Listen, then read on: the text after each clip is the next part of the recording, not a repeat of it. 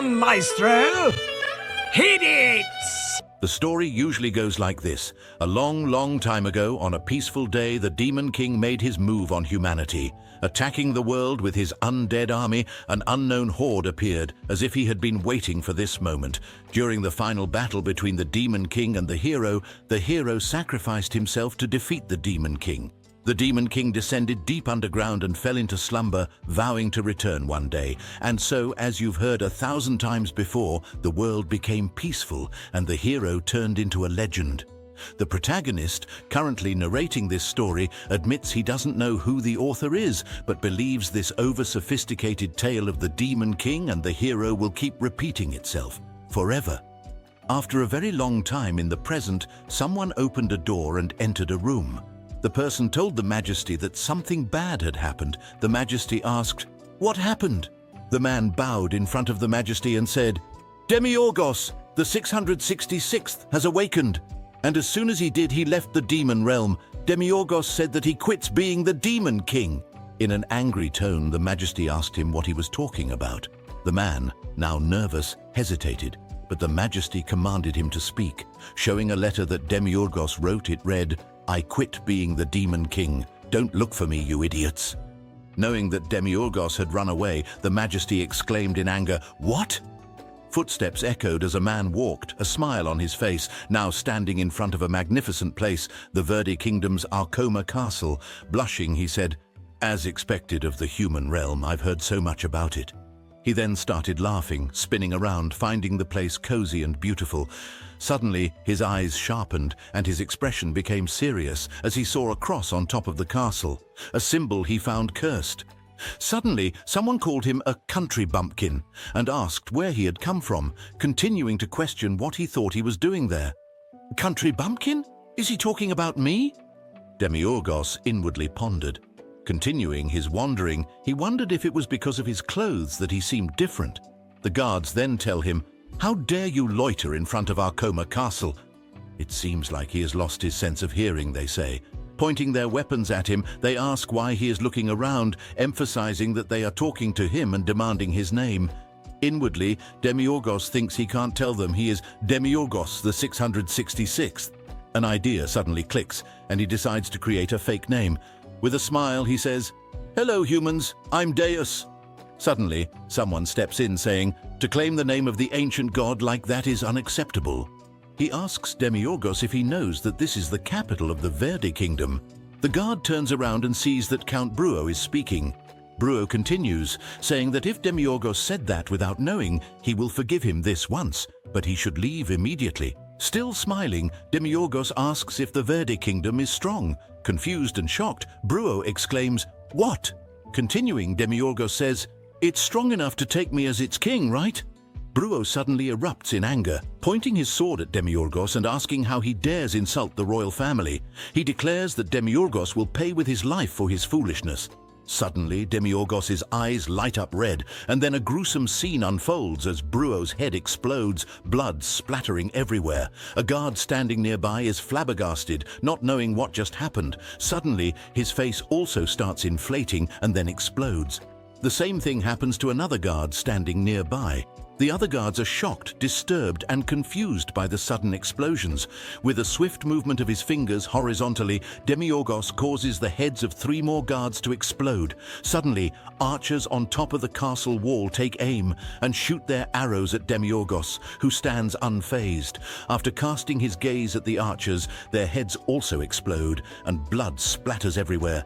Demiurgos then utters the epic words of the greatest necromancer, "Arise." Suddenly, the bodies of the dead knights start floating upside down, forming a path of blood to greet their new king. As he walks on the pool of blood, he tells them to praise the steps he takes with their blood and bless his body's ascension with their tears. Suddenly, many guards rush out of the castle, calling for everyone because the enemy has forced his way in. Some ask if war has broken out, while others say that everyone outside is already dead. As the knights come outside, they freeze, awaiting instructions to enter. Suddenly, the door shatters open, and Demiurgos enters with his hands in his pockets and a smile. He says he will use their screams as trumpets for him. The people are all afraid, sweating in fear, as a shadowy aura brimming with skulls fills the surroundings. The undead skeletons charged into the group of guards, slaughtering them mercilessly. Blood splattered everywhere, and the air was filled with screams, cries for help, cries of pain, and desperate calls for mummy. The despair and suffering inflicted on the guards were so ruthless that some begged to be killed rather than endure the pain. Watching the carnage, Demiurgos smiled, his happiness growing with each scream of despair and drop of blood, his cheeks flushing with excitement. Suddenly he opened his eyes as he heard someone say, "The Almighty and Creator of this world, the virtuous our Father God, your name shines divinely, and as the Master of eternity, you decide the start and end. In the trial of darkness, guide us with the light of the bright truth, and may we emerge victorious. Prevail against death and let truth triumph over deceit. Please destroy the evil before me and grant me the power to defeat it." After the prayer, the man began to glow with a golden light. He stood firm, ready to face the evil. Smiling, Demiurgos noted that the man was using a light aura. He asked if the man was Blood, the one he had heard about. Unfazed, Blood replied that he did not know who Demiurgos was, but accused him of using black magic. Blood continued, expressing outrage that Demiurgos had breached Arkoma Castle's defenses alone. He declared that Demiurgos would not get past him, someone blessed by God, and then dashed toward Demiurgos. Leaping into the air, Blood proclaimed that while he might not be a pure blood, he would still defeat Demiurgos. Blood's attack was so powerful that a bright light surrounded the entire room, and the ground shattered, sending rocks flying everywhere. Blood's eyes were filled with confidence, but they widened in shock as Demiurgos, who he thought he had killed, said, "What? That was nothing!" In the next moment, we see that Demiurgos had blocked Blood's powerful attack with just 2 fingers. Demiurgos then said it was his turn. He began praying, saying, "Our Father who's up in heaven, dear God, please kill this person. No, I mean idiot." After his prayer, Demiurgos told Blood that he had also prayed, and now they would find out which one of them God would listen to. Suddenly, a giant hole appeared in Blood's chest where his heart had been. It turned out that Demiurgos had extracted Blood's heart from his body. With a menacing expression, Demiurgos told Blood never to bring up God in front of him again. Without wasting any time, Demiurgos crushed Blood's heart, causing blood to splatter everywhere. In the throne room, Demiurgos faced numerous other knights. He greeted them and asked if they had all been waiting for him. The knights, seeing that it was only one intruder, were confused but determined to prevent him from reaching the king. As the final defense line of the castle, they were ready to defend it with their lives. The king then asked the intruder to introduce himself. Walking nonchalantly, Demiurgos deduced that the old man must be the king of the castle. He proposed that they have a conversation. A guard then screamed at him, asking how he dared to address his majesty inappropriately. Suddenly, Demiurgos snapped his fingers, and the heads of the guards in the front line exploded. He then asked if anyone else had any complaints. The knights, not wanting to share that fate, remained silent. After that, Demiurgos leaped into the air, grew red wings, and started flying. He flew toward the king, bypassing all the guards blocking his path. Now standing before the monarch, Demiurgos started giggling and proposed that they begin talking. The king, terrified, asked Demiurgos what he wanted. Money? Nobility? He promised to give him anything within his power. Smiling, Demiurgos answered that the only thing he wanted was the kingdom. Suddenly, the king shouted, spitting everywhere and exclaiming, "That's impossible!" Demiurgos, picking his ears, asked what the king thought he would request. He said that if the king couldn't give him the kingdom, he would just kill him. Demiurgos then declared that the kingdom and the royal family would naturally become his. Suddenly, the old man's nose started dripping, and he said that he knew what Demiurgos really wanted, his daughter. Demiurgos was confused and asked what he meant by daughter. He explained that he was not interested in her and didn't even know the king had a daughter. The old man continued, saying that he couldn't give his daughter April because she was the pride of the Horsen-So continent and the flower of the royal family. Once again, Demiurgos told him that he didn't need his daughter. What he wanted was the royal family. The old man erupted in anger once again, asking why Demiurgos desired what wasn't his. With a menacing expression, he asked if everything was his. The old man answered, "Of course, the kingdom belongs to the royal family." With a menacing expression, Demiurgos's eyes glowed red, and he asked, "Since when?" He then questioned if the world belonged to him from the first day it was created. He continued, saying that the king had also taken something that belonged to someone else. If he had enjoyed himself for decades while sitting on the throne, now was the time to surrender it so that Demiurgos could take it. However, the king was persistent and answered, "No." He didn't want to give up his throne and screamed, asking if Demiurgos thought the Sanctus Maximus Populi would acknowledge him as a king. After hearing that, Demiurgos started laughing out loud, asking what kind of stupid name Sanctus Maximus was and who cared. He proceeded to call the king an idiot. An aura erupted from Demiurgos, and then the entire castle exploded, burning everything and everyone. Turning around to see where the king's body was, Demiurgos found him and said that it seemed like he didn't have any blood, because if he did, he would have been able to withstand several seconds more. He then remarked, "How boring." Looking toward the sky, Demiurgos told God that he was disappointed because these people weren't prepared at all. As the sun shone through the window, Demiurgos said that it would be a while before a pure blood awakened, estimating that there were still 20 more years left before the day he was meant to descend. The lost demons of the first war descended into the demonic realm with the demon king's broken soul and placed it in a new body. They infused various types of magic and curses into him for 100 years, eventually resurrecting him as the new demon king. The second war ensued, as they believed there were no heroes left to thwart their plans. However, a hero emerged, causing them to lose. Another hero appeared, and once again, they faced defeat. The demons repeated the process of resurrecting a new demon king every 100 years, and a new hero kept thwarting their schemes. This cycle continued for a staggering 666 times, spanning 66580 years. The once heroic tale of saving the world became an overly obvious cliché, leading to a sense of numbness to safety among the people who expected the hero to reappear when needed. In the underground, where they deemed this as the final last one, they exerted all their might to resurrect the 666th demon king. His name was Demiurgos, the 666th, the harbinger of despair for all humans on Earth. On the day he opened his eyes, however, he abandoned his post. Suddenly, Demiurgos turned around as he heard screaming. The screams emanated from April, the king's daughter. She began crying and then questioned him about his identity and what he had done to her father. Internally, Demiurgos wondered about this girl, but then he recalled the king describing April as the pride of the Horsens continent and the blossom of the royal family. After this recollection, Demiurgos exclaimed, "Aha! So you're Princess April!" He proceeded to inform her of the king is dead. Tearfully, April inquired about what he had just said. Suddenly, Demiurgos snapped his fingers, erasing her mind. She dropped to her knees, stating that her humble body belonged to him. She referred to him as master and requested to be taken away. Leaping into the air, Demiurgos flew toward her, landing in front and gently lifting her chin. He declared her his first human, and she thanked him. Abruptly, Demiurgos shifted his gaze to the left and commanded, "Stop peeking and come out before I gouge out your eyes." The concealed person began laughing and acknowledged that Demiurgos, as expected, noticed him. The pocket dimension started opening, and a dripped-out man emerged. He respectfully removed his hat, introducing himself as "Your loyal subject, Alex," and greeted Demiurgos as his lord. Demiurgos then asked him if he had followed him all this time. Alex responded, "Wherever he goes, I am always with him."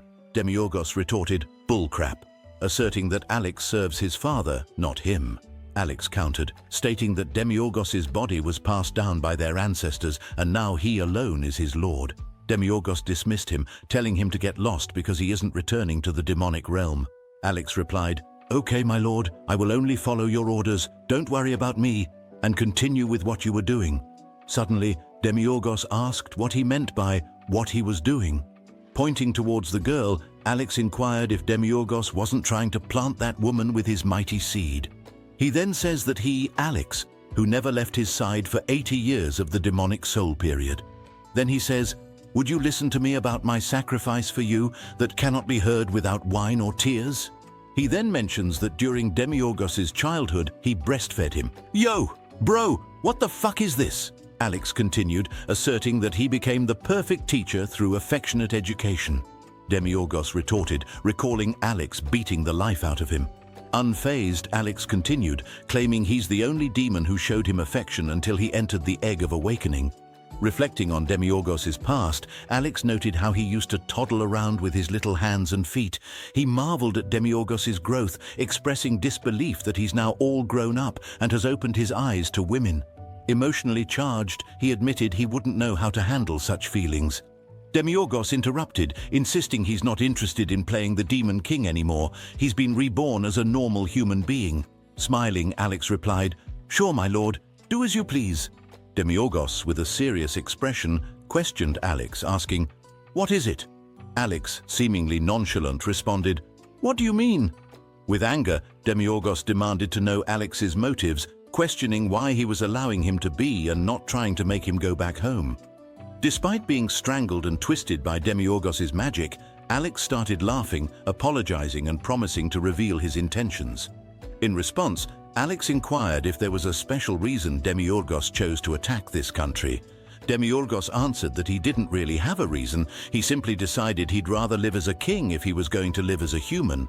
Suddenly, Alex started clapping his hands, confusing Demiurgos. Alex then said, "How fitting of the Demon King!" As soon as Demiurgos came to Earth, he took over the largest kingdom, killed the king, and even abducted the princess. How evil! What more could he do that's befitting of a demon king? Alex continued, saying, "A normal human being, or even a high-ranking demon like himself, could never dare to imagine something like this, such a mighty natural demon king." He then stated that since a great lord like Demiurgos claimed he'd abandon them and not be the demon king, he would take his son down to the demonic realm and raise him as the demon king. On that day, 20 years later, his son would be Demiurgos the 666th, and he would make him descend to this world. After hearing that, Demiurgos was bewildered. Then he wore a blank expression, then looked at the princess and paused for a moment. Silence surrounded them, and then he laughed, saying, "Phew, I almost got screwed right here." He almost became a father to a child at this young age of 80. As Alex tried to persuade him to have a son, Demiurgos turned around with a serious expression towards Alex, and then he told him to be quiet while launching a devastating attack that was narrowly dodged by Alex. The attack was so powerful it went through the horizon, destroying mountains in its path. Alex was shocked at the devastating attack that had just been sent towards him. Cutely angered, Demiurgos says, "Phoo, so you're going to set me up, huh? These bastards!" Inwardly, Alex acknowledges that Demiurgos is different. His Demon King field isn't even complete, yet he's this strong. Looking at him, Alex realizes that the 666th is definitely different from his predecessors, and perhaps, just perhaps this time, they might actually win. They might finally do it. Suddenly, in a turn of events, Demiurgos declares that he will be the defender of justice, the hero's ally. This shocks Alex so much that he starts melting. With a smile and a happy expression, Demiurgos explains that he will be in cahoots with the hero, seeking acknowledgement but intentionally staying one step behind to avoid standing out. It's the vaguest position that you wouldn't think could be the Demon King, the hero's ally.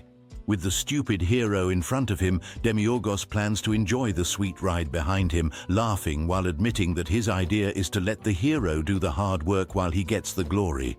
As Demiurgos continues laughing, Alex, on the other hand, is crying because without the fourth Demon King, there is no hero. So how the hell is he going to be his ally? He tells him to please come to his senses. Demiurgos then starts flying, and he told Alex to follow him to find the hero. Alex asks about the princess, and Demiurgos responds by telling him to deal with her himself. Their conversation is being watched in a magic orb by someone. The person remarks, "Looks like the 666th is faulty goods. Not only are his origins at the bottom, but his intelligence is too." The person goes on to say that this is great for her because all she needs are his powers anyway. She smiles and thanks him for showing up at the right time. Then she says sorry, but she is going to borrow his powers for a bit, and she is sure he will forgive it too. After all, everything exists solely for the scenario. The narrative doesn't reveal who she meant by he or elaborate on what she meant by scenario. On the road, Demiurgos began singing about finding the hero while mocking him as dumb and stupid. He then yawned, prompting Alex to question why they were using a carriage when they could simply fly. Demiurgos called Alex a dummy, questioning if he planned on publicly declaring he's a demon everywhere they go. Suddenly, Alex pointed at the destroyed castle, attributing its destruction to Demiurgos and remarking, "A person worrying about such things turned a castle into a burning hell." Brushing it off, Alex asked if Demiurgos was really going to be the companion of a hero. Demiurgos affirmed, stating that it's okay to be a companion even without the blood, and expressing a desire for a simple life among the top 2% of wealthy people, with a stand-in handling the monster slaying at the forefront. Alex doubted reaching the top 2% even as a hero's companion. Demiurgos assured him, mentioning the presence of the previous demon king and one of the greatest 7 in the demon world, suggesting there was nothing to worry about. He believed the hero could easily dispatch a dragon with their help from the sidelines. Alex, recalling Demiurgos's earlier desire to be human, questioned if he planned to use magic. Demiurgos responded, questioning why he wouldn't use the abilities he possessed, adding that's why they lost 665 times. He then brushed it off and asked if the hero had something like a ranking system. Alex replied, "Yes, they indeed have a ranking system."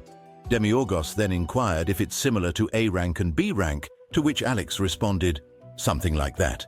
He explained that the first is a D-rank dragon slayer, standing for one who can slay a dragon. Demiurgos asked if it's like a title one gets when killing a dragon, but Alex clarified that currently, dragons are neutral to both demons and humans. Dragons only attacked villages in old stories, indicating their power to kill one. The next rank is G rank, a giant slayer capable of fighting giants. Following that is L rank, a lich slayer able to kill a lich. Demiurgos questioned why there are so many ranks and if there are more. Alex stated, "After that, they're just in alphabetical order." He added that the last rank is F rank, called failed products. If they were fruits, they'd be the fallen ones. Since they don't sell, they're ground up and made into jam. Demiurgos remarked that it must be sad, and Alex further explained that the higher your ranking is, the more support you can receive from nobles or obtain a position in the country. Not only would failures be neglected for support, but they're an unwanted rank that people hope would disappear.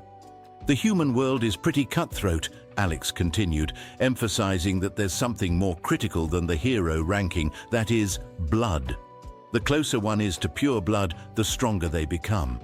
Yes, the first ones who saved the world 66,580 years ago, the 2 saviors, the hero and the priestess, their children and their descendants continuing the bloodline, the holy blood.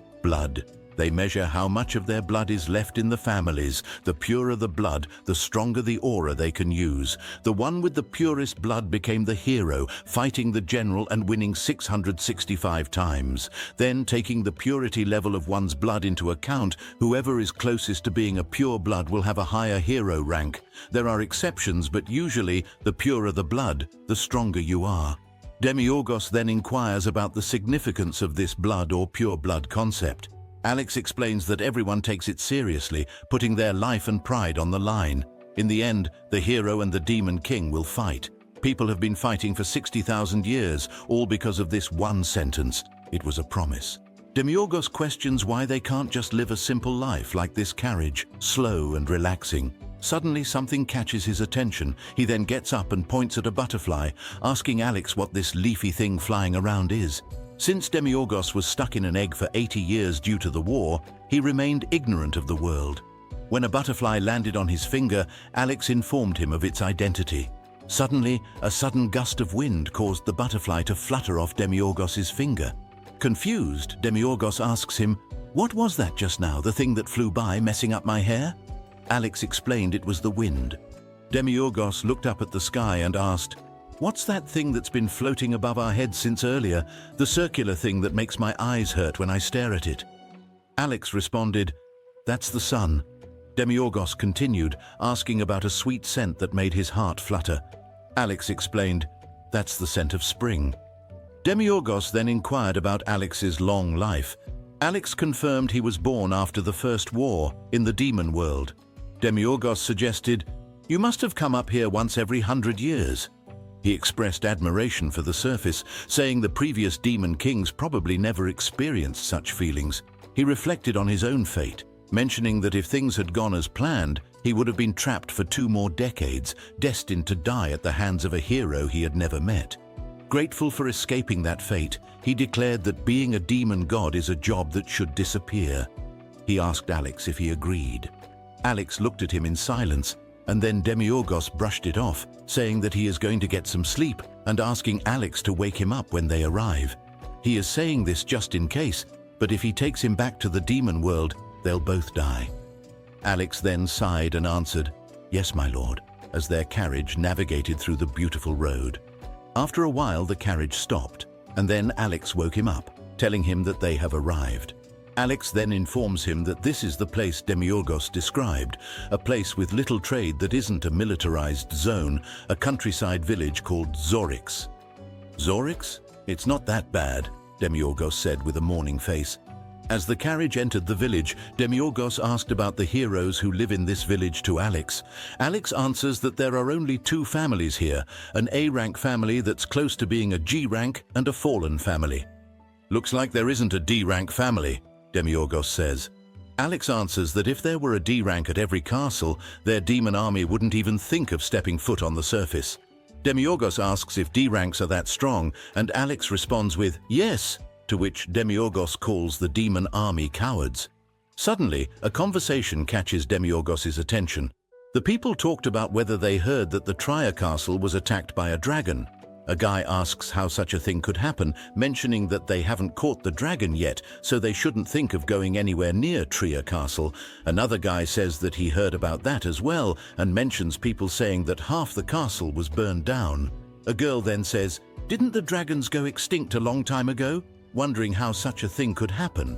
A guy responds, stating that this is the era of the dragons making a comeback, and if so, it'll be hellish according to the old stories.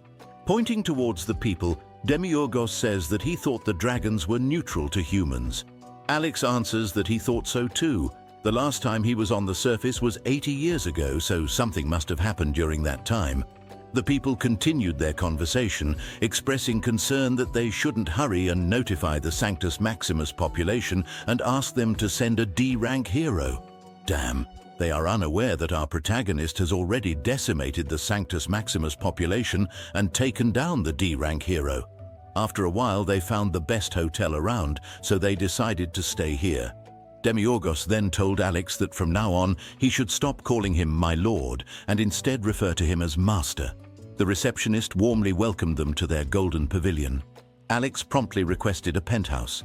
Inwardly, the receptionist was angered, thinking, "What's with those clothes they're wearing? Aren't they just some countryside bumpkins?" On the surface, he laughed and mentioned that they must have come from afar, explaining that the penthouse was a bit expensive.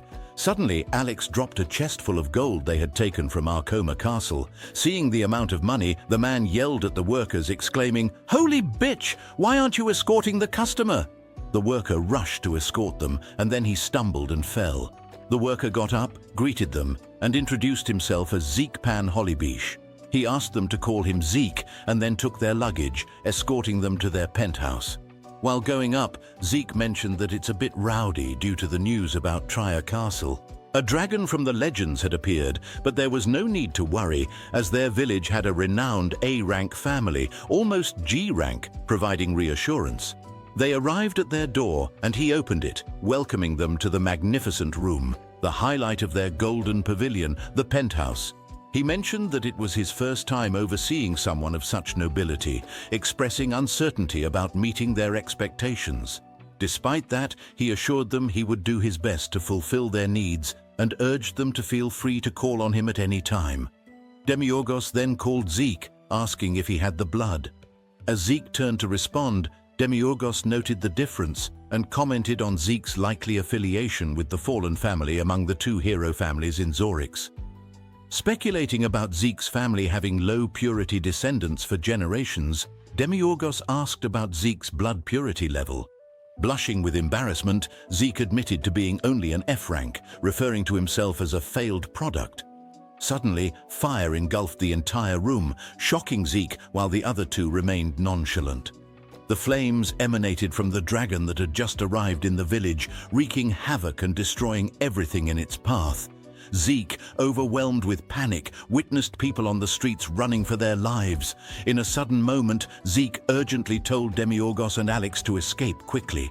To his shock, the two were engaged in an argument, appearing unfazed by the perilous situation. Following the chaos, Demiurgos assured Zeke that he would become his supporter, aiding him in becoming a hero. He mentioned he had been in search of a hero and considered this encounter to be fateful. Demiurgos urged Zeke to accept his offer, promising him the kind of wealth and fame he had only dreamt of. He pledged to rid Zeke of the cursed, failed product title and questioned whether Zeke wanted to live the rest of his life as an F-rank who had never even held a sword. Demiurgos presented this as a once-in-a-lifetime opportunity, triggering memories of people belittling F-ranks and labeling them as failures. Faced with this extraordinary chance, Zeke knelt and pleaded with Demiurgos for support. He acknowledged being an F-rank, but vowed to give his everything and ensure Demiurgos wouldn't regret giving him a chance. Zeke even offered his soul, to which Demiurgos, giggling, responded that he was going to ask for it anyway. Demiurgos declared it would be Zeke's debut stage, and his mission was to hunt down the dragon. Shocked, Zeke suggested starting with something like goblins instead. Demiurgos raised his hand, proposing a contract with 5 conditions. The contract identified Party A as Demiurgos and Party B as Zeke Pan-Holibish. 1. Party B would serve as Party A's hero companion. 2. Party B would demonstrate absolute obedience to all orders from Party A. 3. The relationship would continue indefinitely at the discretion of Party A, and only Party A could terminate the contract. 4. Fame and fortune from their adventures would be shared with Party B as determined by Party A. 5. Party B could not raise any objections to the aforementioned conditions. This contract established the terms of their partnership, solidifying their roles and obligations. Guys, I don't know. I think this somehow feels like an unbelievably fair contract. Ha ha ha ha ha ha. After presenting the contract, Demiurgos instructs him to state his name if he accepts it, and then the contract will be finalized.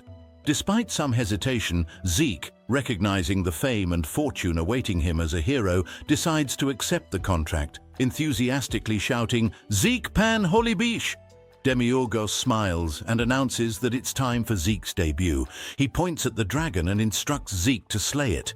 Alex raises a valid point, mentioning that humans typically can't easily slay dragons. Demiurgos comes up with an idea. Zeke doesn't need to actually slay the dragon. They will handle it. He outlines the plan. Alex will confront the dragon, defeat it, and then drop it in front of Zeke. Positioned in place, Zeke will swing the sword at the falling dragon, creating the illusion that he is the one who vanquished it. Upon hearing the plan, Alex raises concerns, noting that people would be suspicious if an F-rank like Zeke were to suddenly slay a dragon. He adds that wouldn't being a D-rank hero companion make him stand out too much to live in peace. In response, Demiurgos makes a disturbing face while looking at Zeke and unexpectedly tears off his clothes. Not stopping there, he grabs a pot, uses his laser eyes to create 2 holes in it, places it on Zeke's head, and ties Zeke's bellboy uniform around his neck like a superhero cape. With these alterations, Zeke transforms into the masked hero, Potman. Demiurgos insists that a hero must wear a cape and undies for the full effect, ensuring anonymity. He believes the sudden appearance of a mysterious new hero would add to the intrigue. After this, Alex volunteers to bring the dragon over, and Demiurgos gives his approval with a simple, "Okay." As Alex departs, Demiurgos turns to Zeke and suggests they head down. Feeling embarrassed about his unusual attire for a dragon fight, Zeke questions if they are genuinely going out like this. In response, Demiurgos spots a nearby broom, kicks it toward Zeke, and declares it to be his holy sword. Despite Zeke's heightened embarrassment, Demiurgos instructs him to stand there holding the makeshift sword, assuring him that fame and fortune beyond his imagination will follow, even if the dragon is right in front of his face. Bro sold his soul to the devil, and he is now about to undergo the humiliation ritual. That's crazy. Zeke had a weird feeling that he couldn't understand at that time. Suddenly he tightened his grip, as if he could destroy whatever came his way. Extreme desire. That must have been due to something in Zeke's blood, the instincts of a hero that had been sleeping in his hemoglobin, the blood of the hero wanting to rip the Demon King before him to shreds. However, not knowing anything, Zeke probably thought like this. Bro was excited to have fame and fortune. Currently, he feels like he can actually achieve it and is gaining courage. Suddenly, Demiurgos called him and Zeke answered, "Yes, master." Demiurgos told him, "Go, my dog." Zeke then ran, barking like a dog. Meanwhile, outside, people were panicking and covering themselves, trying to survive this hellish place, hoping to be saved. The dragon was flying above, raining down flames on the village. Suddenly, a portal appeared in the sky, and Alex emerged from it. He stood, observing the monstrous being. Suddenly, Alex put his hand on his shoulder, removed his coat, revealing 13 hidden hands. Readying himself, he leapt towards the dragon, landing on its neck. He lifted his hands and pierced them into the dragon's body, aiming for the heart. As his hands grabbed the dragon's heart, Alex said that since he had obtained its heart, it shouldn't resist his commands. He then asked a question. "Why did you appear in this place? Didn't the dragons and humans come to a peace agreement?" Suddenly, Alex's eyes widened as he noticed a purple parasite-looking thing attached on the dragon's body. The dragon, obviously being possessed by that parasite, started speaking an unknown language. Alex looked serious as he asked how a dragon like him knew such a filthy language. The dragon augmented its speed, flying faster. Meanwhile, Zeke was on the low ground, standing and awaiting. Suddenly, people who hid in their houses saw him and asked who this person was and why he wasn't hiding. They wondered if he was trying to fight the dragon alone and questioned if he was a hero. They then observed his outfit, which made him appear more like a pervert than a hero. Upon hearing those remarks, Zeke became visibly embarrassed, inwardly finding the situation awkward. Now, fear and embarrassment intertwined. Meanwhile, Demiurgos sat nearby and encouraged, "Hey, masked hero, keep it up, save our Zorix." Upon hearing Demiurgos's words, the people began to believe that Zeke was truly a hero, and relief swept over them. Gripping his broom tightly, Zeke mentioned that this was a once-in-a-lifetime opportunity and he couldn't afford to miss it. Thoughts of fame and fortune flooded his mind. Simultaneously, the dragon continued to fly recklessly in the air, growling and spewing flames. Alex remarked that controlling it would be challenging. Since it had come to this, he thought, it couldn't be helped. Suddenly, his back started moving and numerous hands emerged from it. He referred to this move as 100 demonic hands constricting poison. The dragon screamed after Alex's attack. With one hand remaining, Alex used his move heart-piercing on the dragon, causing it to scream again. Suddenly, something grabs his attention. The purple parasite is now transferring from the dragon's body to Alex. The dragon manages to utter, "Prepare, I certainly saw. The one who was thought to be dead has returned. This lie." The purple entity launches itself onto Alex's face, attempting to control him, just as it did with the dragon. Alex now knows that this creature was the cause of the sudden dragon attacks on humans. Meanwhile, Demiurgos sits, waiting and wondering about Alex's actions. Demiurgos implores him to hurry down as the audience is eagerly waiting. Picking his nose and wearing a foolish expression, Demiurgos asks why it's taking so long to kill just one dragon. Suddenly, the dragon began growling, and the purple glow in its eyes vanished as Alex employed his 100 hands, breaking all of its bones. With the dragon now unable to fly, it plummeted rapidly. Demiurgos then called Zeke, instructing him to get ready as the dragon approached. He emphasized the importance of timing and a precise swing. As the dragon neared, Zeke expressed his reluctance to face death. In response, Demiurgos chuckled, assuring Zeke that he had vowed to protect him with his name on the line. Upon hearing this, something within Zeke's blood began to glow. Gripping his broom tightly, he convinced himself that he could face the impending challenge. Meanwhile, Alex continued to struggle as the parasite took control, absorbing him. Moments later, his left side succumbed to the parasite, transforming his hands and growing eyeballs. A battle ensued between his normal and possessed hands, putting Alex in a dire situation. In a sudden realization, Alex used his skill, 100 demonic hands, 1,000 glows whip, managing to sever many parts of the parasite from his body. Unfortunately, a piece clung to his face. Determined, he grabbed it and pulled with all his might in an attempt to free himself. Meanwhile, Demiurgos observed the dragon's descending speed and then warned Alex to slow down, fearing their hero might get crushed. Alex struggled to free himself as the dragon rapidly approached, causing panic among the onlookers who screamed for everyone to run. Some prepared to seek refuge in the basement. Zeke stood resolute, readying himself for the impending danger. Demiurgos, rising from his seat, called out Alex's name, questioning his actions and advising him to slow down. In contrast, Zeke remained steadfast, declaring his determination not to budge. He vowed to defeat the dragon in a single strike. In a brief flashback, Zeke's father cautioned him to be careful and revealed a skill called Moonlight Glow, a family secret passed down for generations. The father explained that Zeke needed to learn this technique in preparation for the potential invasion of the Demon King's army. Young Zeke expressed concern about the neighbor's doubts regarding his ability to participate in the Demon King's subjugation, citing the country's limitations. His father reassured him, emphasizing their family's holy bloodline and expressing confidence that Zeke would undoubtedly become a heroic figure in the fight against the Demon King. So, he should learn well. With a smile, Zeke answers, "Okay, Dad." Back to the present, Zeke lifted his broom, leaned back, and prepared to use his Moonlight Glow attack. Meanwhile, Alex managed to get the parasite off his face, and Demiurgos used a skill called Doom's Guillotine, exploding the dragon's flesh. Zeke continued his attack with Demon King Splitter and slashed down, causing the dragon's body to explode and spread blood everywhere. Zeke, with his eyes closed, screamed in shock. Upon opening them, he saw the dragon's blood painting the surroundings. His attention then shifted to the cheering people, thanking him for slaying the dragon, the hero sent by God, they said. Blushing at the praises, Zeke suddenly noticed Demiurgos fake clearing his throat to catch his attention. Demiurgos said, "Shouldn't you quickly get changed and hide, Sir Masked Hero?" Blushing with embarrassment, Zeke replied, Yes." He then started running away to find some clothes. Meanwhile, Alex stood atop the church in silence, with purple marks where the parasite had been. He looked at the dragon and heard it say, "The one who was thought to be dead has returned." The next day, Demiurgos woke up from a good nap, stretching his hands. Suddenly, Alex entered the room with a drink and informed Demiurgos that humans typically start their morning with a cup of coffee. Just then, Zeke entered the room, announcing trouble.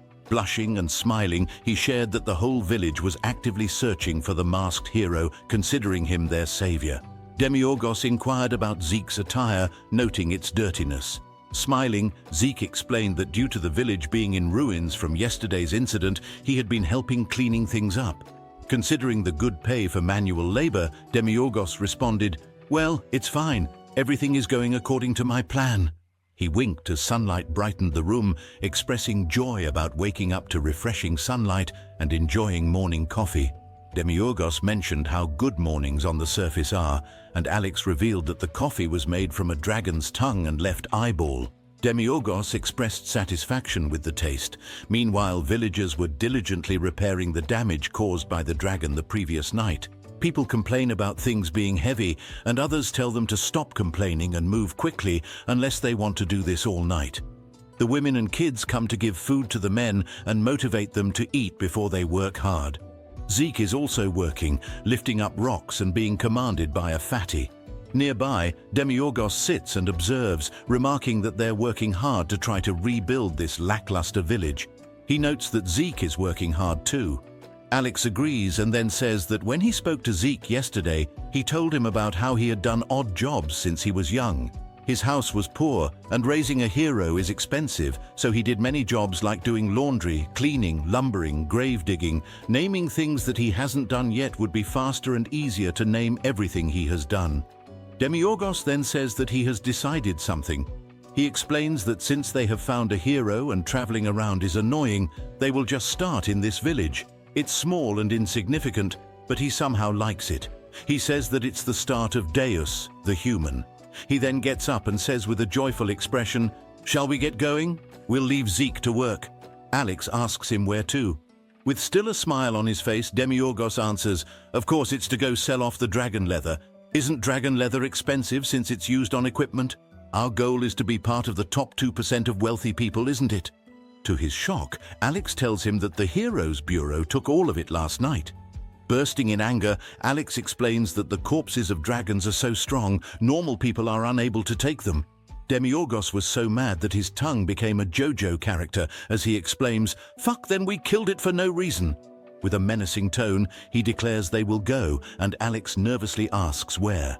Demiurgos responds that they will tear down the hero's bureau, leaving Alex in shock. He advises him to calm down, explaining that the hero's bureau is the main base of the heroes. Despite Demiurgos' strength, fighting the heroes alone is deemed crazy by Alex. He emphasizes the risk. If the heroes discover the Demon King's absence from the demon realm, it could be disastrous. Alex reminds Demiurgos of his earlier statement about becoming a companion of the heroes. Demiurgos nonchalantly replies, "So?" Alex points out that in the human realm, one must register at the hero's bureau to become a hero. If the hero's bureau were to disappear, who would acknowledge Zeke as a hero? Demiurgos pauses to contemplate this, leading Alex to wonder if he has halted the destruction of the demon race. Demiurgos, having an idea, suggests recouping losses from the neighboring country. In shock, Alex questions this decision, stating, "I thought you were Deus, the human now, not Demiurgos the Demon King." Demiurgos insists they will proceed the next day. Alex proposes returning to the demon realm, but Demiurgos remains firm. The following day, they sit in a carriage, navigating through the beautiful horizon. Alex attempts to communicate with Demiurgos, but receives no response. Growing angry, he shouts Demiurgos' name until finally getting an answer. Alex suggests returning to the underworld, noting that they have enjoyed the surface long enough. He says that the entire demon realm is eagerly awaiting his return. He explains that the fated day is 20 years from now and they don't have time to waste like this. He urges him to hurry and fully master the Demon King's art to take over the world. Unfazed, Demiurgos replies, "That's your problem," stating he has no reason to comply just because they want him to. "A Demon King will appear and he will attack the human realm," he asserts. This seemingly obvious action is accepted as naturally as breathing by the 665 demon kings before Demiurgos, the entire demon realm, and the humans destined to be attacked. Demiurgos counters, questioning the need for God if everything unfolds as desired. He suggests it's a valuable experience and advises him to ponder the absence of a demon king. Suddenly, Alex interjects, exclaiming, "It doesn't matter who the girl is, at least you should have a child to succeed the 666th Demon King." In response, Demiurgos retorts, "What? Any girl? How dare you use such words in this time and age? No one would doubt that you're a demon. Shoo! Go away, you demon!" Undeterred, Alex brushes him off, insisting he won't leave until Demiurgos provides an heir for the underworld. Demiurgos suggests that since he's behaving this way, he should permanently reside here as his acting servant. Alex proposes the idea of searching for him a wife, a woman who would best suit him. Demiurgos replied that if he brings up marriage again, he will personally go and destroy the demon realm. After that conversation, they remained silent and navigated through this exquisite place adorned with magnificent flowers. Suddenly, Demiurgos broke the silence, saying, "But does that even work?" Alex looked at him and asked, "What are you talking about?" Nervously, Demiurgos said, "Does that princess from before even work?" Confused, Alex asked, "The princess?" Blushing and nervously, Demiurgos hesitantly continued, "You know S.X.?" Alex responded with confusion, "S.X.?"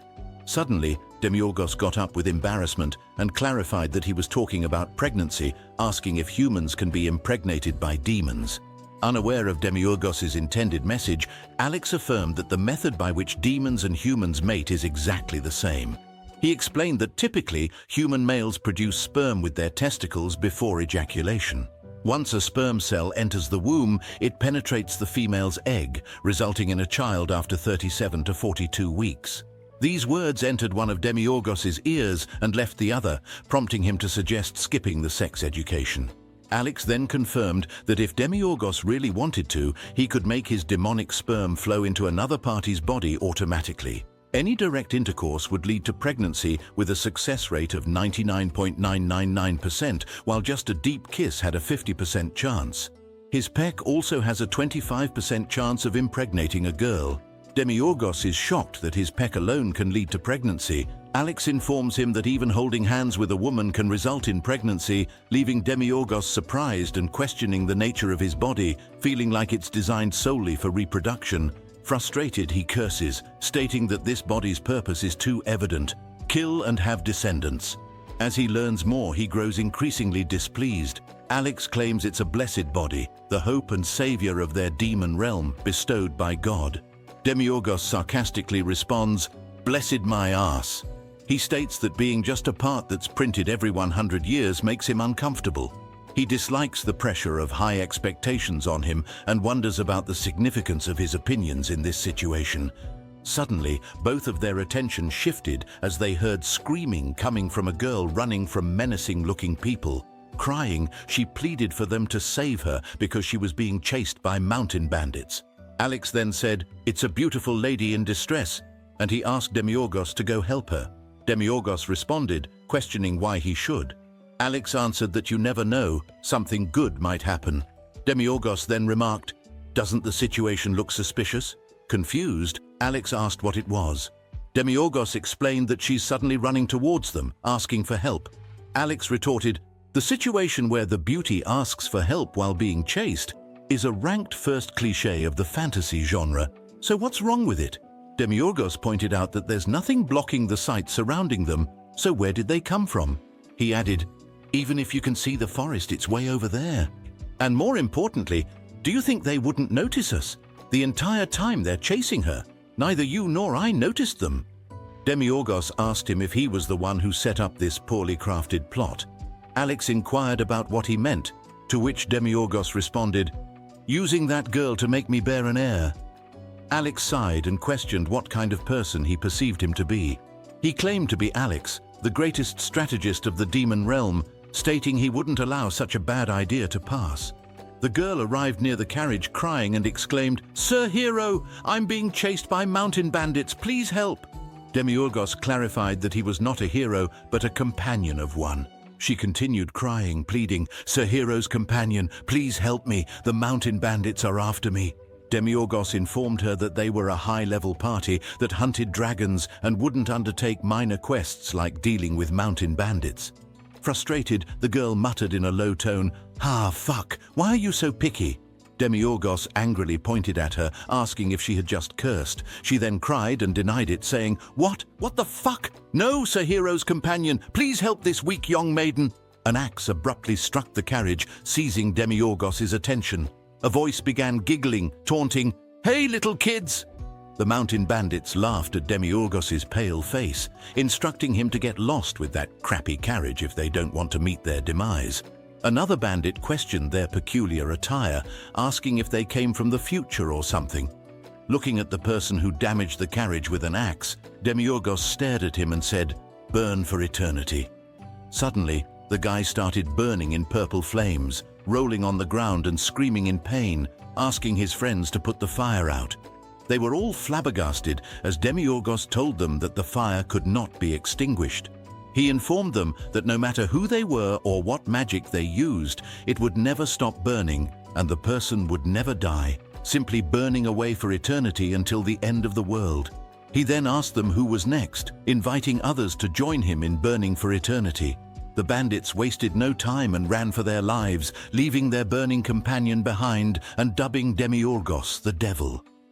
After they left, the girl looked at Demiurgos with a happy face. He told her to get lost now that the bandits had departed. However, she insisted he wait a minute, revealing that their temple had been taken over by mountain bandits. All the priestesses had been enslaved and the holy relic was lost. She pleaded with him to rid them of the mountain bandits and save their temple. Picking his nose, Demiurgos refused, stating he didn't want to undertake such a low-level quest. The girl, frustrated, gripped the carriage so hard that she broke it a little. Despite this, Demiurgos told Alex that they should depart now, to which Alex answered, "Yes, master." Suddenly, she tells them to wait, mentioning that she heard Demiurgos mention dragons earlier. She asks if he happens to be in the company of a hero dressed in underwear. She says that the temple currently occupied by the Peak of the Dragons belongs to the god of the dragons, the true Gold Dragon's temple. If he helps drive away the mountain bandits, they'll reward him with the true Gold Dragon's helmet. After hearing that, Demiurgos decides to agree to her request. Moments later, steps are seen going upstairs. These steps belong to Alex, who is currently huffing and puffing while Demiurgos stood on his back. Alex asks why they don't just fly over, to which Demiurgos responds, "Come on, how can we fly? It's not like I'm the Demon King." Alex suggests that he at least give him a piggyback ride properly instead of just standing on his back, as he feels like his back is breaking. Sweating, Alex finds the situation suspicious. He mentions that the girl has been running for 30 minutes straight on such a steep mountain with the body of a human. Demiurgos then says that who she is doesn't matter. He is not sure what she's up to, but if she's telling even a single lie, he vows to skin her head off to wear it if he has to. Demiurgos then questions, "The god of dragons, the true dragon, did the dragons worship a god?" Alex answers by saying no, explaining that it's similar to how he is worshipped in the demon realm. The true gold dragon is also the one who stands at the peak of all dragons. He explains that them, the demons, the dragons and the humans, every living being in this world, only has one god, the one who created this world, the creator. Demiurgos looks at the sky and says, "Then isn't God only favoring the humans?" He states that the demons and the dragons are just used as side characters. Alex then tells him not to doubt, stating that God is the only truth, the perfect love. If they can take over Horsen, personally blessed by the light of God, they will be favored. Looking up, Demiurgos says, "That's one weird way to show love." As they arrive on top of the mountain, Alex falls on the floor due to exhaustion, and Demiurgos walks on top of him, calling him weak. He then says that he will be relying on him again on the way down as well. Upon entering the cave, Demiurgos calls the girl and asks where the mountain bandits and the true gold dragon's helmet are. He tells her to hand it over while speaking nicely. Alex then warns him to be careful because something doesn't feel right. Suddenly, the door of the cave closes and they find themselves in darkness until giggles are heard. The girl from earlier transforms into her original form and tells them they've done well to get here. Demiurgos then says, "Huh? Looks like you were the mountain bandit that took over the temple. What about the helmet?" The girl asks him how dare he run his filthy mouth off, inquiring if he still does not understand the situation he is in. She tells them to bow down to her and introduces herself as the god of all dragons, Law. The one who rules over all dragons and at the same time the mother of all dragons, the only golden dragon, the true gold dragon known as the Golden Law. Demiurgos was confused, and then Alex told him that they had gotten themselves caught up in a big problem. Law started laughing, asking if they were surprised because it was beyond their lowly expectations. She told them to beg if they were afraid, emphasizing that she was not one to be petty. Putting his hand on his chin, Demiurgos said, "The god of the dragons, Law. That's amazing." After hearing his words, she giggled and asked if he finally understood. If so, she would command him to do something for her as a sign of apology. With a stupid expression, Demiurgos said, "Huh? What are you on about? Law of the Dragons or Mother of the Dragons or something? I'm just saying I want a cool title like that too." He mentioned that he always felt something was lacking when he introduced himself. So he decided to now introduce himself as watching over everything from the world's darkness, the top 2% of deep, dark alpha males. He then asked Alex what he thought about that, to which Alex clapped his hands and said, "Oh, as expected of my lord." Law got angered from their ignorance, her face red due to anger, and told them to stop talking nonsense. She urged them to hurry up and beg for forgiveness, saying, "Don't you have something to apologize for?" Demiurgos then asked what she was talking about, stating that he didn't think he had done anything to get involved with her. Pointing at him, she said, "Didn't you kill a dragon yesterday?" She emphasized that she is the mother of all dragons and he had killed one of her children. Demiurgos then asks if she is causing such a ruckus just because of that. Suddenly she gets up and dashes towards him. Her face is near his and she repeats his words. "Just because of that?" She says that he must have a death wish or something. Suddenly a burst of flames surrounds them as she declares that this place is the Golden Jade Realm. Even if he is the Demon King, he stands no chance against her in this place. Alex is shocked and tells Demiurgos that this place is the territory of the Golden Dragon. They are inside her domain. Fighting her here is dangerous. Law starts laughing and then commends Alex for his knowledge. She tells Demiurgos to hurry up and kneel before her. To her bewilderment, Demiurgos asks her if she is doing this despite knowing who he is. With a menacing tone, he says that if she is the true Golden Dragon, he can just take her face to use. He tells her to prepare her face since he will be ripping her skin off her face. After hearing those words, she bursts into anger, her eye veins turning red as she exclaims, "You dare!" Demiurgos placed his finger on her lips and told her that she should first apologize for her lies. Confused, she asked him what he was talking about. He stepped back and explained that he hadn't come to the surface to cause trouble. He just wanted to live among people as a hero's companion, observing from the shadows. With that in mind, he headed to the village, but her child, the dragon, emerged out of nowhere, burning and tearing everything down. He asked her what he was supposed to do then. His only choice was to act in self-defense. All the while, she didn't show her face as her child went on a rampage. She appeared only afterward, pretending to be a priestess and suddenly declaring, "Tada! I'm the true Golden Dragon, apologize!"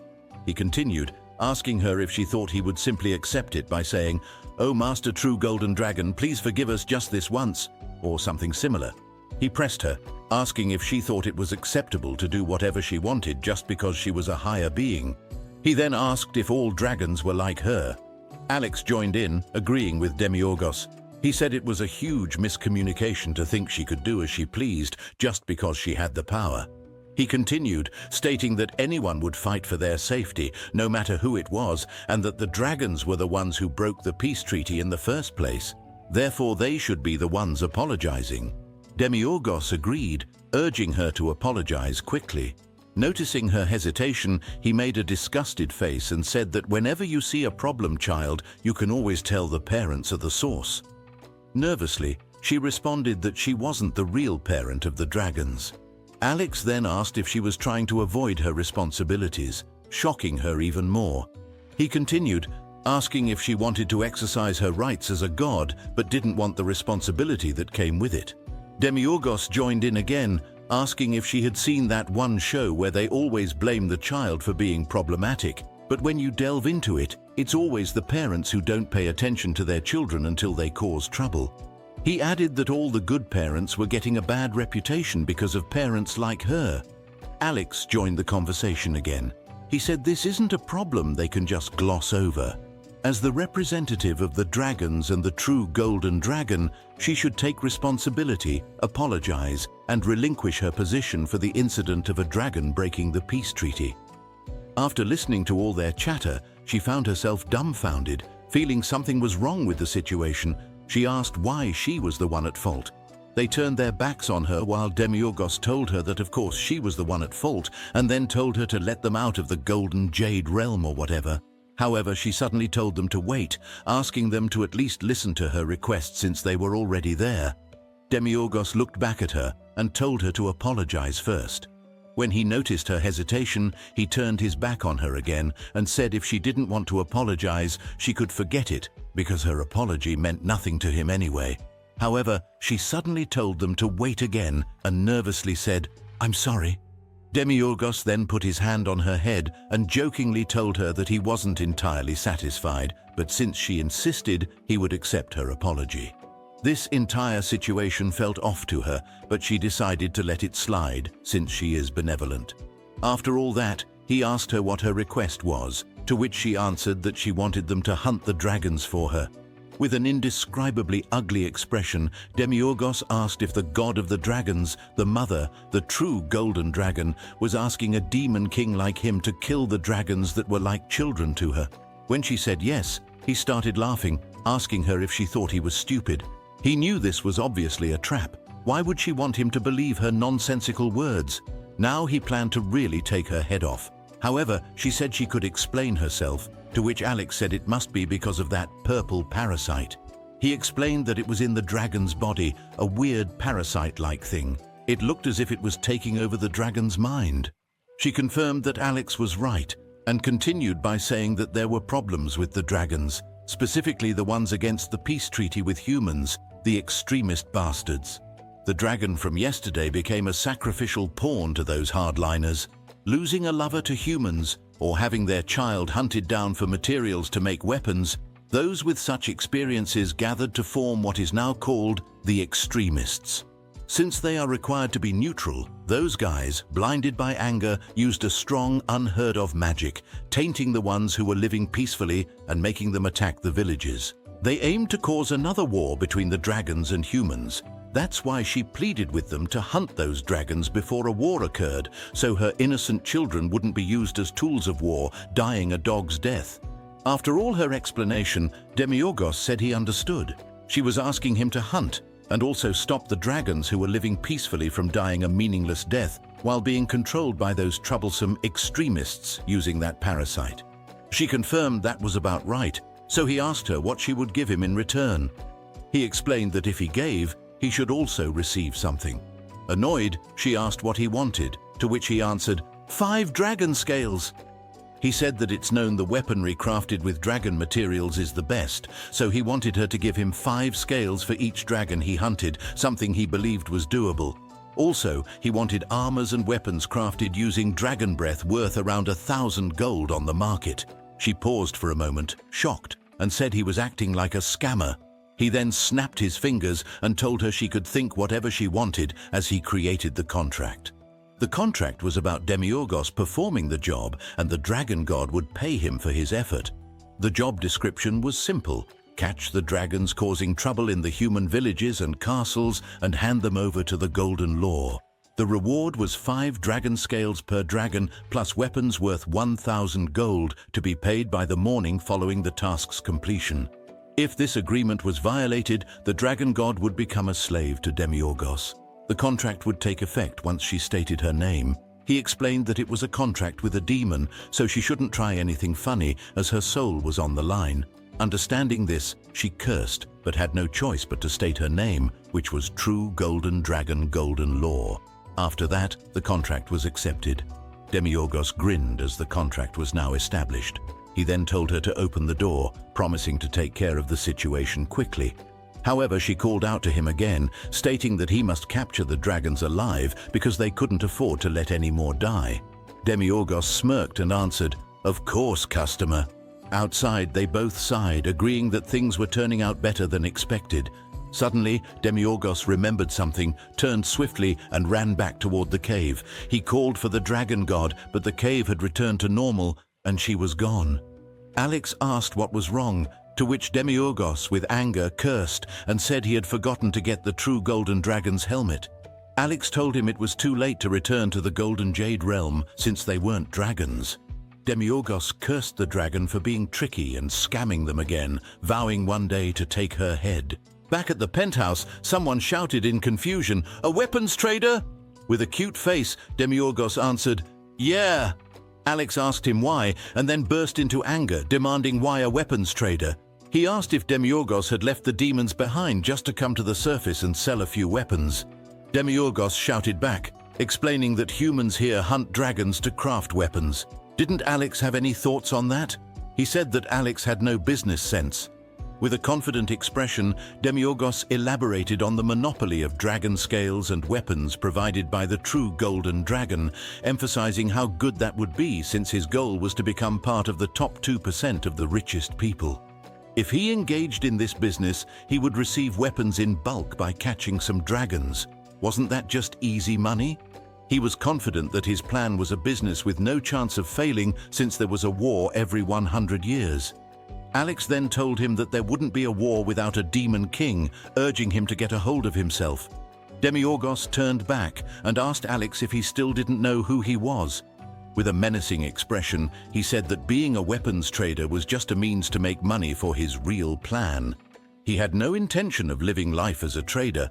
He asked Alex if he had forgotten that someone who operates the shadows from the depths and someone who possesses all the weapons in the world. Alex acknowledged that he knew it. He knew Demiurgos hadn't forgotten about the underworld. Demiurgos told him to quickly take the failed product, the hero Zeke, and find a decent place to set up shop. Alex didn't waste any time. He took Zeke with him and dashed away. Now alone, Demiurgos mused why he would do something as bothersome as running a business. Of course, the ultimate goal was to become the greatest landlord in the fantasy world. He found it amusing that Alex was so gullible. He then lay down on the bed, relaxing while looking at the sky. He started recalling his adventures, destroying the first city he visited, meeting Zeke, the moment Alex fought the dragon, and the day the dragon god gave him the quest to capture the dragons alive. Smirking, he thought to himself that he had taken care of the money issue and found a dumb hero. He guessed he was about ready, now he just needed to laze around and become rich. However, what is this empty feeling? Flesh and blood? Would he feel better if he killed all the humans in this village? Suddenly, a voice in his head tells him to kill them all, to destroy the world, to violate the women, and to enslave the men, turning the surface into hell. If he succeeded, he would no longer be stuck in the cycle of being reborn every 100 years in the sunless underworld. Demiurgos listened to the voice, then closed his eyes and told it to shut up so he could sleep. The sun was setting, and Alex had shown him this place, which was now their weapon shop they were opening. He explained that the previous owners had died during the dragon attack, so they got it at a steal. Demiurgos stretched and said it wasn't too bad, adding that Alex was so quick he didn't even give him time to sleep. Alex explained that he was so excited as soon as he heard the real plan that he couldn't stay calm. Demiurgos nervously replied, "Ah, right, the real plan, let's do it." Alex said he thought it would turn out to be a pretty good store if they asked Zeke to fix it up. Demiurgos asked if Zeke could fix buildings as well, to which Alex answered that Zeke had said he did carpentry work before.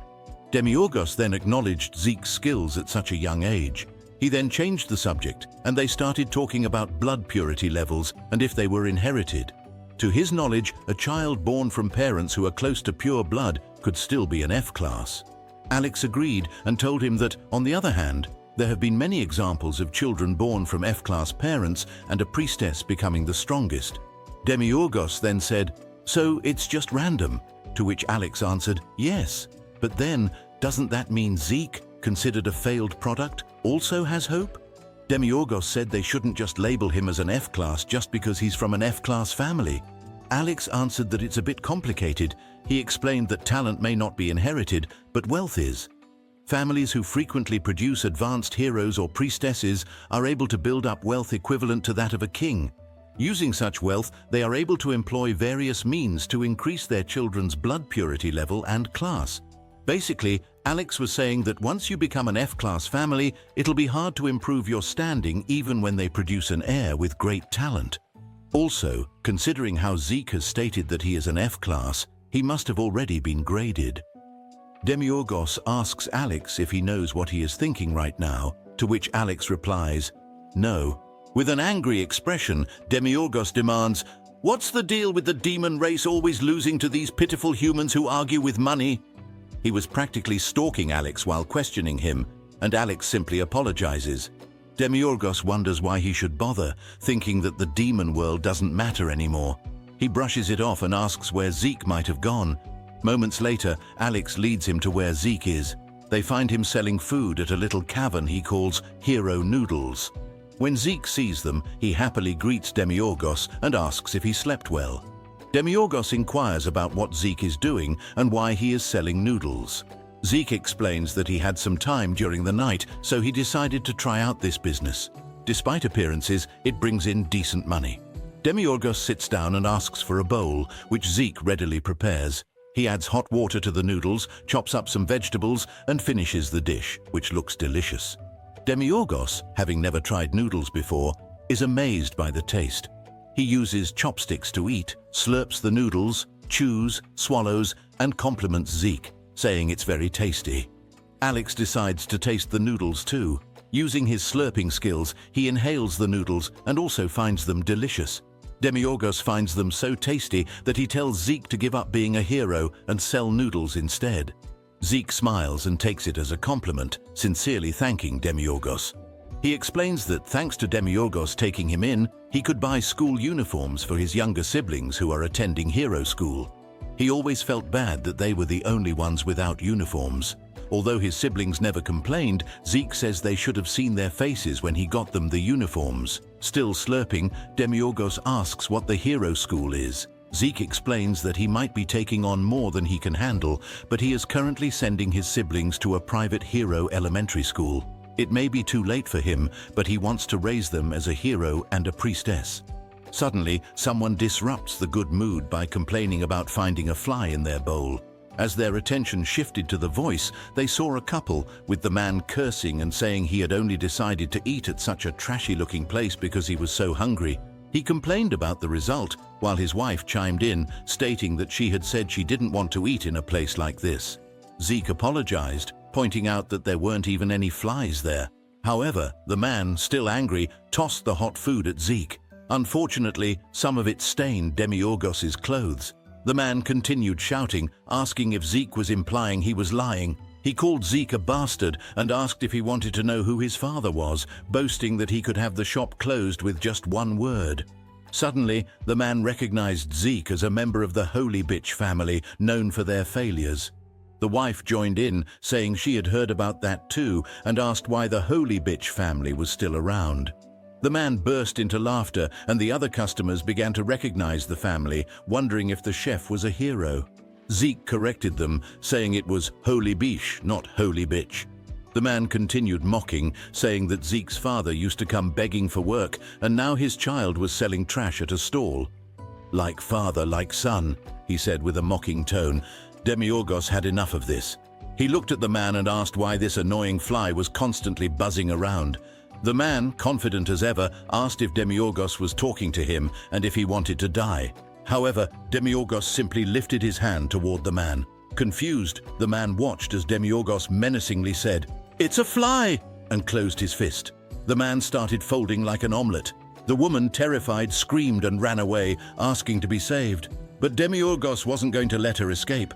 A purple hole appeared on his palm, and both the man and woman were sucked into it until nothing was left. Afterward, Demiurgos menacingly said that those who show no gratitude to the hero who saved them have no right to enjoy the surface. Everyone present was stunned, their jaws wide open, while Demiurgos continued eating like nothing had happened. Suddenly, a paper fell from the sky, landing in his bowl. It was a message from Golden Law, informing him that a dragon had been sighted at Leia Castle and he should depart immediately.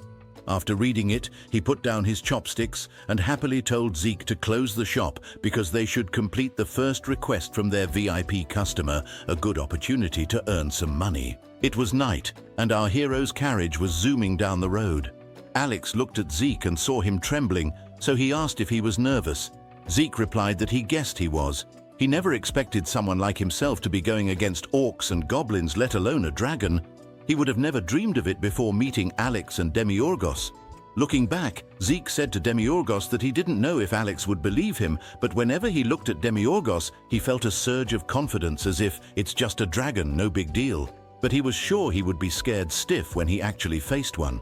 Alex told him that was a good mindset to have. Regardless of his thoughts, Demiurgos had already designated him a hero. Even if it didn't feel like it most of the time, he was their leader on this adventure, so he should be confident. Zeke nervously answered, yes, but Alex told him he didn't sound much like a leader. Zeke then answered again with a confident, yes. As they sped down the road, Alex said they were approaching Leia Castle as they rounded the corner, so he asked them to hang on tight. As the speed of the horse increased, they could see the castle in the corner of their eyes, filled with snow and ice, with a gigantic dragon conquering it. The dragon was being controlled by the purple parasite. Zeke then said the castle had already been overrun and wondered where the people were. Demiurgos told him to calm down because the people were all gathered over there. Alex said there should be several G-class heroes in a castle that size, so they likely managed to escape. The stage was set, and it seemed the audience had gathered. It was showtime, so Demiurgos told Zeke to get ready. Meanwhile, near the castle in the cold environment, people were coughing and cursing. Some asked where the dragon had come from, and if this was the end of the world. Others asked for blankets for the wounded, while some felt like they would freeze to death. One guy said they should stay close to each other and not spread out, and others prayed to God to save them, though some were annoyed by the prayers. However, the man continued praying, pleading for God to stop the freezing snowstorm, asking if God had forsaken them. Others joined in, saying they didn't know about any gods, but it looked like the king had left them to die on their own. Meanwhile, magic was being used nearby as many mages cast spells to keep the king from freezing. However, the ungrateful pig complained that it was too hot and felt like a sauna. He asked where the heroes who had gone to seek help from the Sanctus Maximus kingdom were. A mage told him that it was highly likely they had all fallen to the dragon because he was unable to contact them. Angrily, the pig ordered the mage to do something about it, fearing he might die from the heat. Suddenly, our heroes crashed through the hot barrier where the king was. They flew right over the pig, shouting, "The hero has arrived!" As they passed overhead, the pig looked up in shock and disbelief, remarking that it was just a pervert in panties carrying a broomstick. The pig screamed at his mages and guards to catch them and to hurry up and cast the cooling magic again because it was cold. His anger was indescribable as he asked how they dared jump over his head, hoping they would get eaten by the dragon. Meanwhile, the civilians were very cold, doing their best to warm up their children. When they saw the carriage, they were shocked and asked if that man was really charging at the dragon in just his panties. As they looked closer, they were even more shocked and confused to see that this half-naked person with a broomstick was really a hero. Zeke finally sat down, feeling embarrassed for being half-naked in front of so many people, but also very cold. As they rode along the now iced road, they noticed many frozen people, ice statues of those who couldn't escape and froze to death. Zeke looked up and saw the dragon, which appeared gigantic and seemed to grow larger as they approached. Demiurgos then told Alex and Zeke to get ready, explaining that the plan was the same as before. Zeke would stand out where everyone could see him, and Alex would grab the dragon and drop it in front of Zeke. Then Zeke would swing his stick and finish it. He reminded Alex not to mess around like last time and not to make him do the work. Alex reassured him, saying that he might have struggled a bit before due to not noticing their state, but he wouldn't make the same mistake again. Demiurgos then instructed him to make sure not to kill the dragon, but to capture it alive, to which Alex replied that he would only half kill it. Alex called out to Zeke and said that considering the dragon's size, things might get a bit chaotic. He advised Zeke to stand his ground and stay put, then entered the portal, leaving Zeke puzzled and asking what he meant by a bit chaotic and stand his ground. Demiurgos then told Zeke to stop the carriage, saying that he would take a nap there and that Zeke should handle it. As Zeke looked at the gigantic dragon towering over them, he asked Demiurgos if he could come with him because he felt like he was going to wet himself, inwardly admitting that he knew he'd be scared out of his mind seeing this dragon up close. Meanwhile, the parasite had complete control of the dragon. Suddenly, its attention shifted upwards as it spotted Alex emerging from the portal and floating in the air. As Alex began falling towards the dragon, the parasite extended itself, trying to grab him. However, with skill and swiftness, Alex dodged the attacks hurled at him, skillfully evading them while getting closer to his target. Resolute and ready, Alex acrobatically approached the dragon, and as he neared its head, he delivered a powerful punch that sent the dragon crashing down with force. Nearby, Zeke watched in shock and admiration, inwardly exclaiming, "That was awesome." Zeke couldn't see anything through the smoke and needed to find a spot where Alex could locate him easily. Suddenly, Demiurgos handed him a shield. Demiurgos asked if Zeke was going to take the shield he brought along, saying that a hero should at least have a shield, especially since it was a memento of his father. To help out, Demiurgos cast a spell on the shield. Zeke wondered what it was, and Demiurgos explained that it was a defensive barrier that should withstand a dragon's breath just in case he needed it. Overjoyed, Zeke thanked him, but when he opened his eyes, he saw that Demiurgos had fallen asleep. Zeke got out of the carriage and inwardly vowed to do well this time. He needed to hurry to a good spot so that Alex wouldn't have to wait. He needed somewhere easily visible, high up and in the center. Luckily, he found the spot and started running towards it as fast as he could, but suddenly he fell and began sliding. Meanwhile, the dragon roared in pain as Alex stepped on it and began ripping the parasite out of the dragon. However, the parasite started controlling the dragon once more, and the dragon launched a powerful ice breath at Alex. The dragon then got up and flew rapidly into the air. Smoke was everywhere, but suddenly a purple hand passed through it, grabbing the dragon's teeth. The hand came from Alex, who used the momentum to get up and land on top of the dragon's face. Looking completely different, Alex activated his menacing and deadly arms, and with great power, punched the dragon relentlessly until it crashed into a mountain. After a while, the dragon lay on the floor as Alex stood over it, saying that it was quite resilient and wondering if it was due to its size. As he got closer, he declared it was time to end it and delivered a devastating punch, causing a huge explosion on the mountain once more. Zeke, observing the battle nearby in amazement, thought, "Just being here is frightening, but Alex is handling the dragon all by himself." He wondered if Alex was really a D-rank hunter. Suddenly, he heard the voices of the survivors growing louder. They were saying that the hero had come to save them and speculating if he was winning at that moment. Some were trying to make sense of a pervert being a hero, while others were just happy that they were going to be saved. One man who had been praying exclaimed that God had answered their prayers. The crowd started cheering for the hero to do his best, while the pig sweated nervously, realizing he had made a mistake by insulting the hero. Zeke, thinking everyone was cheering for him, was moved by their cheers. However, instead of taking the credit, he admitted that Alex was the true hero. Zeke, feeling envious, also wanted to be a hero like Alex, saving people and giving them hope, a true hero. "Please save me," Zeke suddenly heard. He looked towards the voice and saw a woman almost completely frozen, asking him to save her. But just then, the dragon swept its tail, sending Alex flying.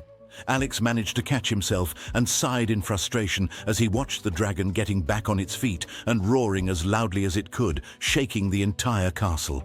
It started speaking in an incomprehensible language, and Alex realized that it could regenerate independently as long as the host didn't die. He looked at it with disgust and muttered, "It's pretty much a zombie dragon at this point." With that in mind, Alex knew that if he couldn't kill the dragon, there was only one option left. He had to cut off all its limbs. The dragon readied itself and with immense speed launched itself toward Alex, who prepared to use his 100-hand skill. Purple tendrils emerged from his back, combining to form a single giant hand that clenched into a fist. The hand landed a powerful punch on the dragon, sending it crashing to the ground and shattering the earth. But Alex wasn't finished. The giant hand split into 100, relentlessly attacking the dragon before merging back into one. Alex used the giant hand to grab the dragon by the neck and lift it off the ground. As the dragon prepared to use its cold breath again, Alex wrapped himself in the purple substance. The dragon's freezing breath landed directly on Alex, causing an explosion that sent debris flying and knocked Zeke back, leaving him cold but determined. Alex, having blocked the attack without damage, gave a sharp gaze, ready to end it. Still holding the dragon's neck with the giant hand, he increased his grip and used his 100 demonic hands to split the giant hand into 3. With 2 new hands, he grabbed each of the dragon's wings and with unbelievable strength ripped them off, making the dragon's scream echo through the kingdom. Alex then proceeded to slam the dragon to the ground with such force that it shattered the earth again. He wasn't done though, as he relentlessly pummeled the dragon with a rain of punches. The survivors watched the battle in awe, and so did Zeke. However, Zeke quickly refocused, knowing he needed to save the people. As he approached, he heard someone cry for help. He reassured her, promising to get her out immediately. However, the moment he touched the ice, he realized how cold it was. Upon closer inspection, he noticed a man frozen to death while trying to save the girl. Suddenly, the girl, on the brink of freezing to death, begged Zeke to at least save the baby. Taking his broomstick, Zeke began hitting the ice, trying to break it to free the baby. He told them to hold on a little longer because he would get them out soon. However, he inwardly cursed that he had to incapacitate the father to save the mother and child. Alex would be here soon, so he needed to quickly save them and get back in place. Suddenly, a bright light appeared from the dragon. The civilians seemed to recognize this light. One man shouted for the hero to get out of the way because that light was the very thing that destroyed their castle and turned the entire place into ice. The light grew brighter, and then a burst of pure coldness started spreading from the dragon, expanding through the surroundings. Zeke used the reinforced shield from Demiurgos, but he was still sent flying, and the shield shattered into pieces. The cold spread far, reaching the civilians who were miles away from the battle. It even affected the pig, breaking the mage's spell that kept it warm. The dragon, back on its feet, stood menacingly and started screaming. However, Alex stood there unfazed, saying that just like last time, it was becoming difficult for him to maintain the condition of his skin, which he had been preserving for the war 20 years from now. He found this to be annoying. Meanwhile, Zeke lay on the floor, snow covering him. He opened his eyes and inwardly wondered if he was still alive, thinking it might be because of the magic on the upgraded shield that Demiurgos had given him. The environment was freezing, but he suddenly remembered the baby. Luckily, he heard it crying nearby and was relieved it was still alive. However, its mother, who had been alive earlier, was now dead. Zeke noticed this and was about to help the child when he suddenly felt something. He looked at himself and, to his shock, saw that he had lost one arm and both of his legs. They had shattered after freezing. Meanwhile, the dragon began to use the light attack again, and the civilians realized this too. One man shouted at the hero, telling him to run quickly.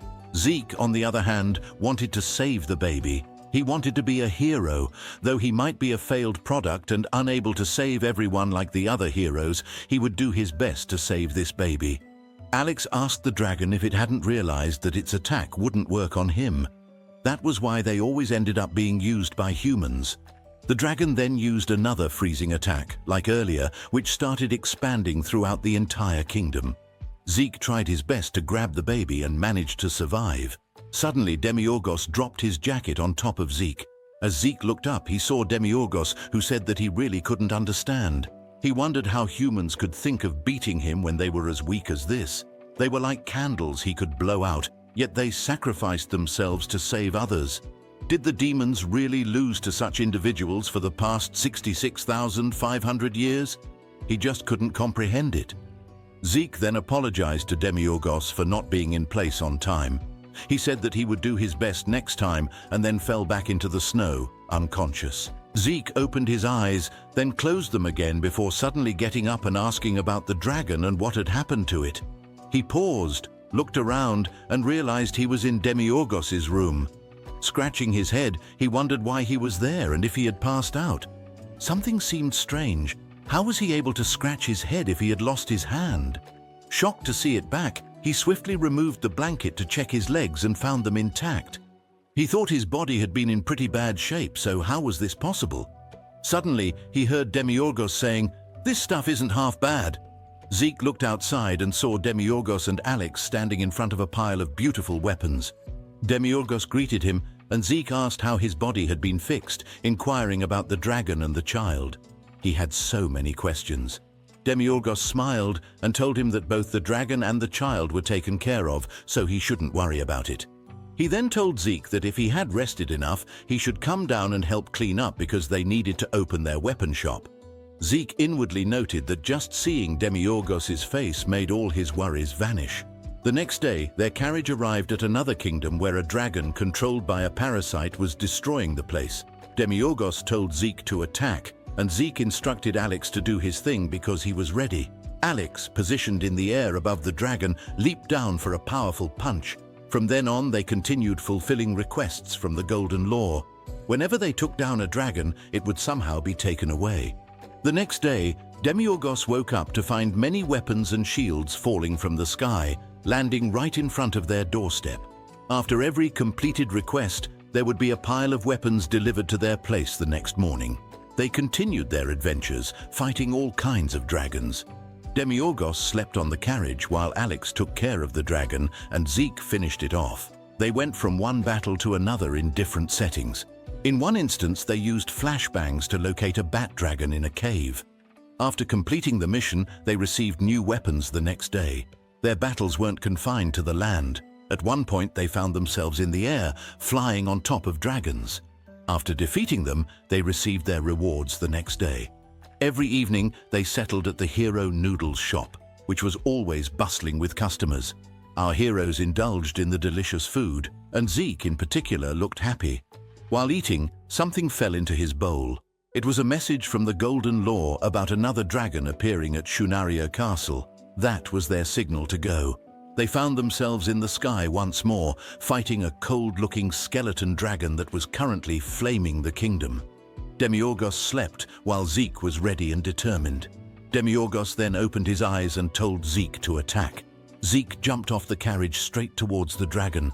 From the sky to underwater dragons to jumping toward gigantic flame-breathing dragons, Zeke always managed to emerge victorious after using his skill called Demon King Splitter. That skill finished off the green dragon, the sky dragon, and the underwater dragon. Every time, the day after each battle, they received many weapons and shields. After finishing off a dragon, Zeke would be covered in its blood. The citizens would thank him, cheer for him, and call him the dragon hunter who saved their castle. He looked cool in their eyes. As always, Demiurgos complimented his well-done job. Zeke's party soon became the most famous team in the land. After many days of hard work, they finally opened their first branch of the Devil's Weapon Shop, and the store was open for business. Inside the shop, everything looked breathtaking. The weapons were beautiful, and the place was spotless. Zeke remarked that the shop was amazing. Demiurgos admitted that he didn't expect it to look so impressive inside, suggesting that Alex must have put in a lot of effort. Alex responded that there shouldn't be any weapon stores around, even in castle cities, that could compare. Upon hearing this, Demiurgos shocked them by stating that it didn't really matter, since they would be the ones taking care of the business, not him. They were taken aback as Demiurgos asked if they had ever seen owners work before.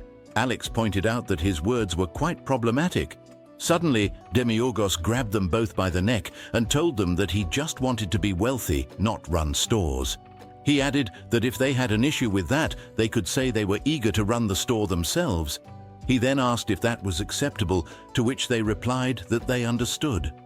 After letting go of their necks, Demiurgos said that since the topic was resolved, they should work hard to make the store great, to which Zeke and Alex responded, "Yes, boss." Suddenly, Zeke called out to Demiurgos and asked if he could continue running his stall after finishing his work here, as he still needed to earn tuition for his younger siblings. Demiurgos told him he could do as he wished, to which Zeke thanked him.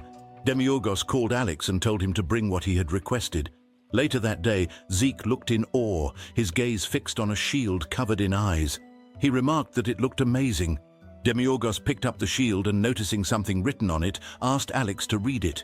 Alex read aloud, "Doom's Lagoon, crafted from scales obtained by hunting dragons and combining blue, dark stone and chaotic scales.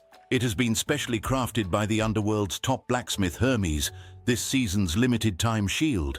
He explained that it could withstand 3 to 4 attacks from the Demon King. Even Demiurgos was impressed, and Zeke marveled at the shield's ability to withstand the Demon King's attacks. The underworld Alex mentioned referred to the demon world, but Zeke mistakenly thought it meant the dwarves. Demiurgos then told Zeke to hold the shield, confusing him. Suddenly, a bright light enveloped Zeke, and he found himself in an unknown pitch-black place. Panicking, he called out for Demiurgos. By the way, Demiurgos named himself Deus, saying it was his human name. Although I continued calling him Demiurgos because that was his real name, characters like Zeke called him Deus. From now on, I will refer to him as Deus, since it's shorter. Back to the story, Zeke suddenly heard a mysterious voice asking if he was the one who called. As he turned around, he faced a gigantic red reptilian eye. It introduced itself as Doom's Lagoon and said it would take Zeke as its master until the last flames of its life. Confused, Zeke was blinded by a bright red light, and when he opened his eyes, he found himself back at the shop with everyone else. Still confused, Zeke asked where Doom's Lagoon had gone. Instead of an answer, he was suddenly attacked by Deus. Fortunately, Zeke had the shield in front of him, which absorbed Deus's attack but sent Zeke flying out of the shop, destroying the wall in the process. "What kind of owner tears down a store as soon as it's built?" Alex asked angrily. Deus simply responded, "It was just a test, just a test." As Zeke emerged from the debris, he smiled and told Deus, "This shield is really amazing. It's so good that even an A rank..." He paused, then corrected himself. "No, even a G rank hero would want it." Deus was also impressed by the shield for blocking 1% of his Doom Spear attack. He then called Zeke, who responded, "Yes?" Deus told him, "The shield is yours now." He continued, "You should use overpowered gear since you are weak. We'll start adding more one by one, beginning with this shield." Hearing this, Zeke started crying and asked if he was really giving him such an amazing shield, even though he was just an F rank. He wondered if it was really okay. Deus looked at him and answered, "Yeah." Zeke cried even more, unable to believe that he was holding such an amazing shield in his lifetime. "This is the greatest shield in the world," he said. Deus looked at him and called him a dummy, asking why he was crying when he wasn't even hurt. Meanwhile, elsewhere, laughter could be heard, and pigs were seen drinking and eating. This was the kingdom of Verde Arcoma Castle, the castle that Demiurgos destroyed in the first chapter. The man sitting on the throne looked at his jewelry and said it was heavy. To think the kingdom was holding on to this much value, he wondered why the king didn't wear it, since you can't take it with you in death. He then looked at the princess and asked if he wasn't right, bursting into laughter along with the other pigs nearby. Suddenly, their attention shifted towards the entrance as a hooded person entered the room.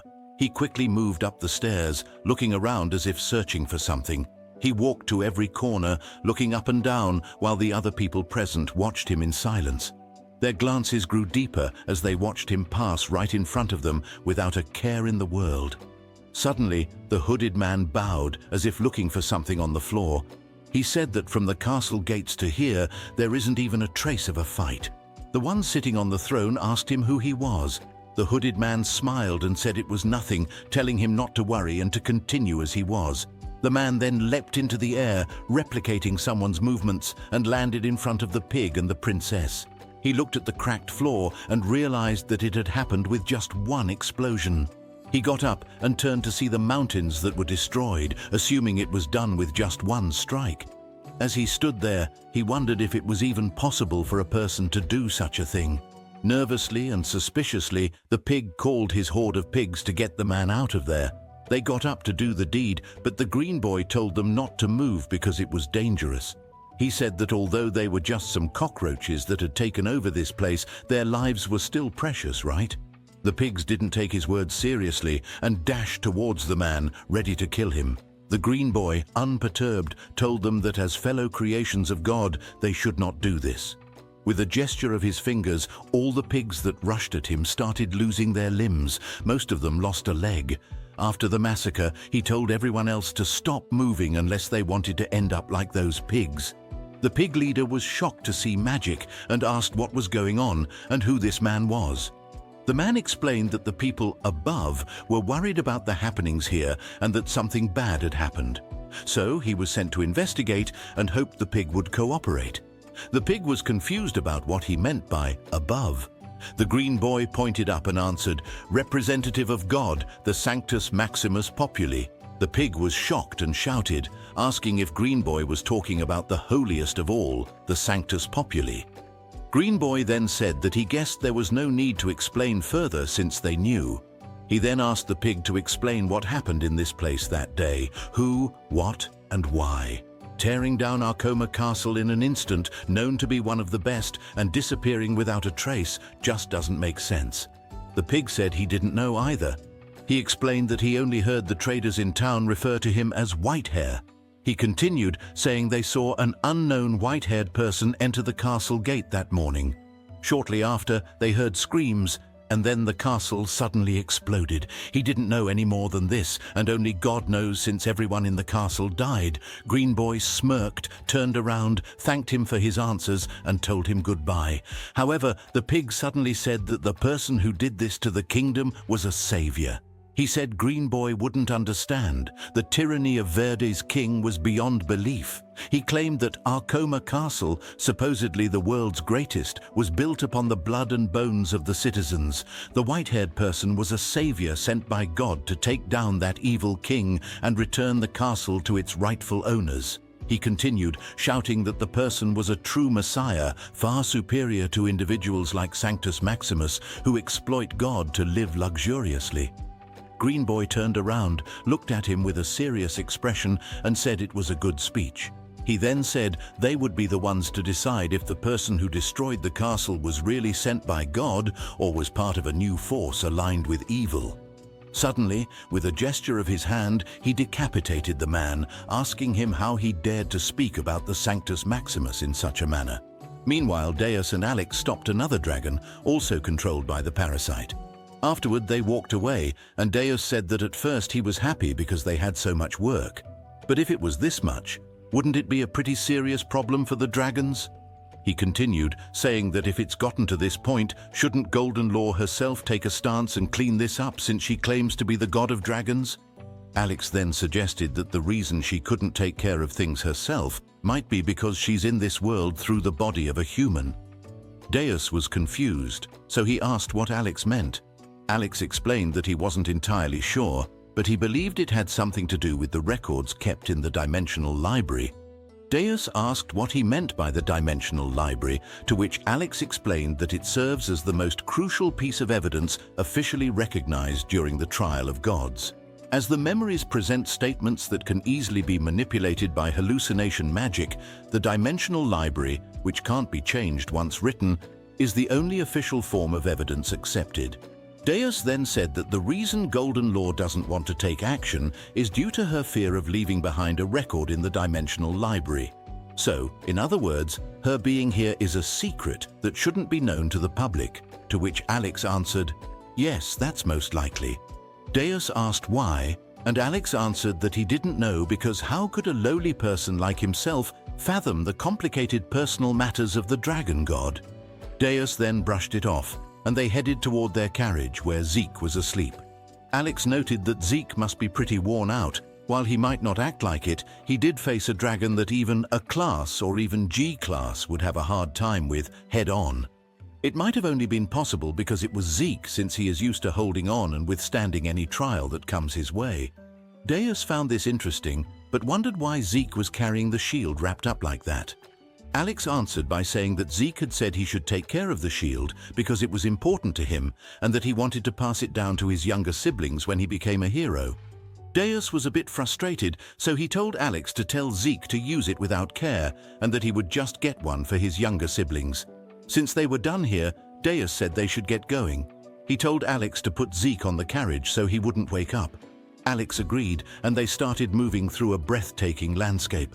Suddenly, Deus remarked, "It's staying attached pretty well." Alex, confused, asked, "What do you mean?" "Zeke's arms and legs," Deus replied. He thought the underworld doctors would do a half-assed job, but they did quite well. To reattach his hands and legs, you need to know how to put them back on. Deus was sure the underworld doctors had plenty of practice with human bodies. Then Deus asked Alex if he didn't think Zeke would have been a remarkable hero if he were of D-class. He added that Zeke had a good sense of responsibility and would have done well. Alex suddenly laughed and told Deus not to jinx it with such foreboding talk. He joked that 20 years down the line, Deus and Zeke would be swinging their swords at each other. Deus asked, "Why would I do that?" Alex shouted, "Because you are destined to be the Demon King." Acting cute, Deus asked, "What are you saying? At a glance, anyone would peg me as the noble companion to a hero, not a Demon King." Deus then said, "If it turns out how you say, wouldn't it mean that Zeke would be the final hero?" Alex explained that it wasn't possible, as Zeke was not of Generation Zero. The Generation Zero hero is the final hero, born of the 5th generation according to this world's rules. He explained that humans typically have children in their 20s, and each generation follows the same pattern. The age at which the 5th generation's child turns 20 is exactly 100 years, the year the Demon King is supposed to descend. The generation that will truly go to war with them and start the next cycle is Generation Zero. Of Generation Zero, only one is born as the final hero, so a 4th generation like Zeke can't become the final hero unless it's Zeke's offspring. After hearing all of that, Deus giggled and said, "Every 100 years when the Demon King invades, the final hero is born, huh? That's the law of the world." He finds it to be a really bad joke. Suddenly, Alex becomes serious and asks, "Why did you forsake us and quit being the Demon King?" Deus asks, "Didn't I tell you why?" "Of course not," Alex replies. Deus is confused about why he didn't explain before. Alex then prompts him to explain it now. "It's nothing special," Deus says. "The reason I quit being the Demon King is..." His words are suddenly cut off as they look up at the sky, which is full of fire. A flying ship is burning, and it looks like the people aboard must be royalty. The reason it's burning is that it's being attacked by a dragon. Deus is taken aback to see another dragon. He wonders if dragons are that easy to find in this world. Suddenly, Alex appears shocked as he notices the emblem on the ship and recognizes it as belonging to the Holyford Tree family, a family of purebloods. He explains that the family has produced nearly 100 final heroes, the purest of the pure-blooded families. He can't understand why the two powers that were always side by side in the 100 Years' Wars are now fighting. He just can't comprehend what's happening these days. As the ship crashes on a nearby mountain, Deus calls Alex and while smiling tells him, "Let's go watch the show." The flying ship was now completely destroyed. However, it seemed that the item they were transporting remained intact, and they carefully moved it away to prevent it from catching fire. The soldiers lifting it cursed, wondering why it was so heavy, but with collective effort, they persisted. Suddenly, the rope snapped, and they all stopped. A portly man berated them, calling them dumbasses and reminding them to be careful so the item wouldn't break. As he watched the knights move the cargo, he inwardly wondered if they knew how much it cost. He warned them that if there was even a scratch on it, their heads would roll. His attention was suddenly diverted by a loud roar. Upon closer inspection, he realized they were in serious trouble. The dragon was heading straight for them. The portly man ordered everyone to stop the dragon, which was after their item. He instructed the archers and magicians to prepare to fire. Following his orders, the archers and mages readied their attacks. As the dragon approached, the portly man, now wearing a scared expression, told them to fire. The archers released their arrows, and the ice and light mages launched their attacks. Despite their combined effort, the dragon managed to dodge the attacks and prepared to unleash its fiery breath. The dragon's attack hit the ground, sending knights flying and setting the entire area ablaze. The portly man, who was within the attack range, fell face first. As he got up, he cursed at the dragon and asked if the item was safe. The knights confirmed that it was. He sighed in relief, but then looked up to see the dragon coming again. Shouting, he reminded them that the dragon was just a baby and urged them to hit it this time. He ordered everyone to aim, and as the dragon got close, he declared that this would be their last attack. As he was about to give the order to fire, someone appeared behind him and told him to move aside. Fatty was confused, but the man suddenly used Fatty's head to launch himself into the air. As Fatty looked up, he recognized this orange-haired man. While airborne, the man used his skill, trimming camellia branches, and with a single slash, cut the dragon in half. As the dragon fell to the ground, dead, the man named Varius landed and said that the dragon was asking for death because it would have kept its life if it had left after the first attack. Handing his weapon to Fatty to clean, Varius listened as Fatty, overjoyed, told him they could have handled it themselves. Fatty then added that even if it was just a baby, splitting a dragon in half was incredible. Varius replied, "If it's a dragon, then it's a dragon. Why add even if it was just a baby?" He then instructed Fatty to hurry up and wipe his sword, clean the area, and call for support. Menacingly, he warned that if the item got exposed for any reason, his father would have their heads. Nervously, Fatty assured him he could rest easy. Suddenly, they heard an unfamiliar voice say, "Is this the item you're talking about?" The voice came from Deus, who was with Alex, standing on top of the item. The knights looked at them in shock and confusion. Fatty asked who they were, but they didn't answer. Instead, Deus used his leg to reveal that the item was another dragon. Upon closer inspection, Deus noticed that its eyes were normal, indicating it wasn't infected by the parasite. Deus now understood why the baby dragon was going after it, to save its mother. Alex believed the same. Menacingly, Deus asked if they weren't in a ceasefire with the dragons, and pointed out that, since these people were part of the hero family, this smacked of conspiracy. Varius looked at them and said it seemed there were a few more corpses to take care of. Alex then asked Deus if he was provoking them, to which Deus responded by asking if Alex wasn't curious about the skills of a pureblood. Varius looked down on them and told Fatty to take care of them, which Fatty accepted. He then said that he didn't know who they were, but they should blame their eyes for seeing what shouldn't be seen. Varius then ordered the knights to take them down. However, Deus was disappointed that the strongest one there was leaving. He had been expectant as he was a pureblood and now found the situation boring. So he told Alex to kill them all. Alex reasoned with him, asking if they weren't supposed to be playing the role of the hero's companion. Deus asked what that had to do with anything. Alex explained that it wouldn't be good to fight against a pureblood family as the hero's companion. Deus then remarked that now that Alex mentioned it, that guy was a holy just like Zeke. Alex agreed and said that hero families all have names that start with holy, followed by a three-part name to show they are blessed. Deus asked if the first here was a tree or something, wondering why they all used the names of trees. Alex explained that they used the names of the trees that grew the most in their territory. While they were chatting, Fatty noticed that these bastards were looking down on them. He asked his knights what they were doing and told them to hurry up and kill them.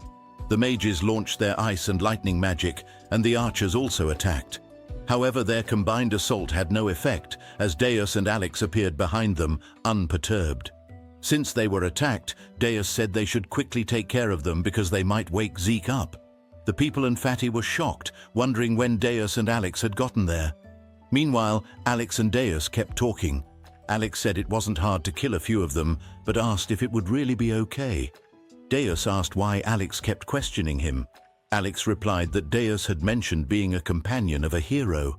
Annoyed, Deus told him to go beg them for forgiveness to let them off.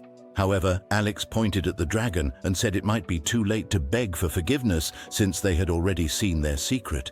Deus then asked what Alex wanted him to do, to which Alex suggested they just run away. Deus asked if Alex was afraid of them, but Alex denied it. Meanwhile, Fatty was fuming with anger because these bastards were messing around, so he commanded his subordinates to kill them immediately.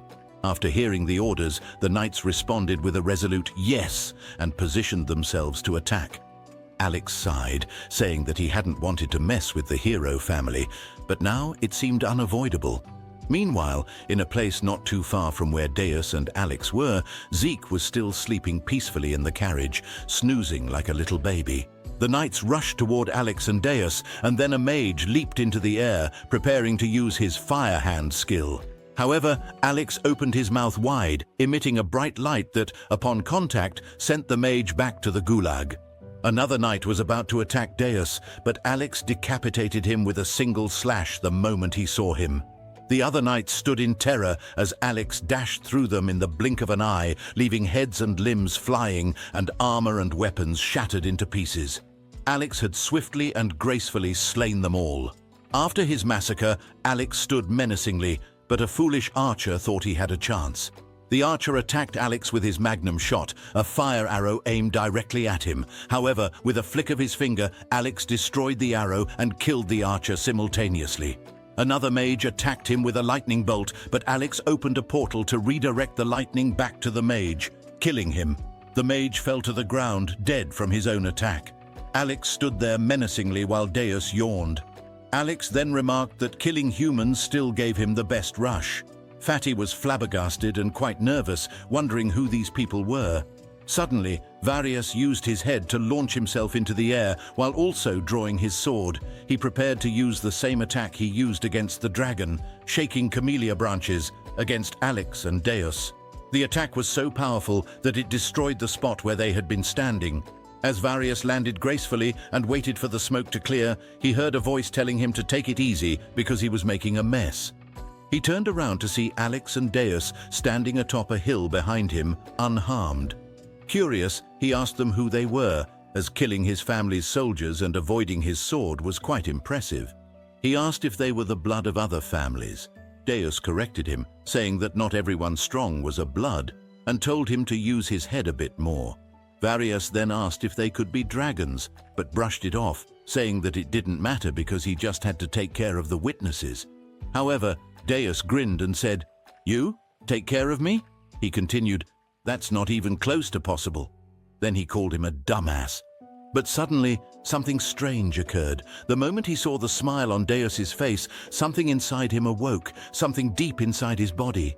A light emanated from him, and he suddenly started screaming, shocking Alex. He didn't stop there. His scream grew louder and louder, even shocking and confusing his companions. He could give Goku a run for his money with that scream of his. He even transformed into a Super Saiyan. Deus was entertained by the show Varius was giving. Then, in a flash, Varius dashed and appeared right in front of Deus. Varius looked like a beast, and even Deus noticed that he seemed to have changed a bit. Varius was determined, his anger indescribable as he launched multiple slashes towards them. However, Deus managed to dodge them.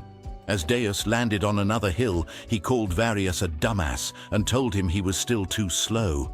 He said he should try moving a bit faster because he felt like falling asleep from boredom. Suddenly, Alex called Deus and with a smile told him they should get going. Deus was confused and said it was just getting interesting, so why did Alex keep trying to ruin the fun? He asked if it could be that Alex was afraid of the hero. Alex answered, yes. He was a bit scared of him as he showed his decapitated hander with crosses made of light. Deus asked him what it was and found it disgusting. Suddenly, Varius dashed towards them once more and stood face to face with Deus. Their faces were so close it looked like they were about to kiss. Deus then told Alex he couldn't trick his eyes. He knew Alex was easily capable of killing this hero, so he wondered why he was hesitating. At the same time, Varius once more used his breaking camellia tree skill, and the entire area was destroyed again. However, this time, Deus didn't dodge. He wore a smile and told Varius that he already told him it was impossible. He said he wouldn't be able to cut even a strand of his hair. Varius then summoned a light sword and swung it at Deus, which Deus dodged again and again. While attacking Deus, Varius asked him if he was a blood. While dodging the numerous attacks hurled towards him, Deus responded, "Do I look like a blood to you?" Their battle, marked by Varius's immense destructive power, appeared even more formidable from a different perspective. However, Deus merely yawned, commenting that this was so boring. He had high hopes since Varius hailed from the bloodline of the last hero, but it seemed Varius was nothing more than a slightly faster fly. Deus said he was too lazy to even kill him and continued by saying that those who died at the hands of someone like Varius were simply worthless. Deus, ready to end this, stopped dodging and prepared to use his skill, Doom's guillotine. But suddenly, Alex interfered, taking the brunt of Deus's attack to protect Varius. Varius then used his skill, threading camellia vines, and pierced Alex in the stomach. Deus, perplexed, asked Alex what he was doing.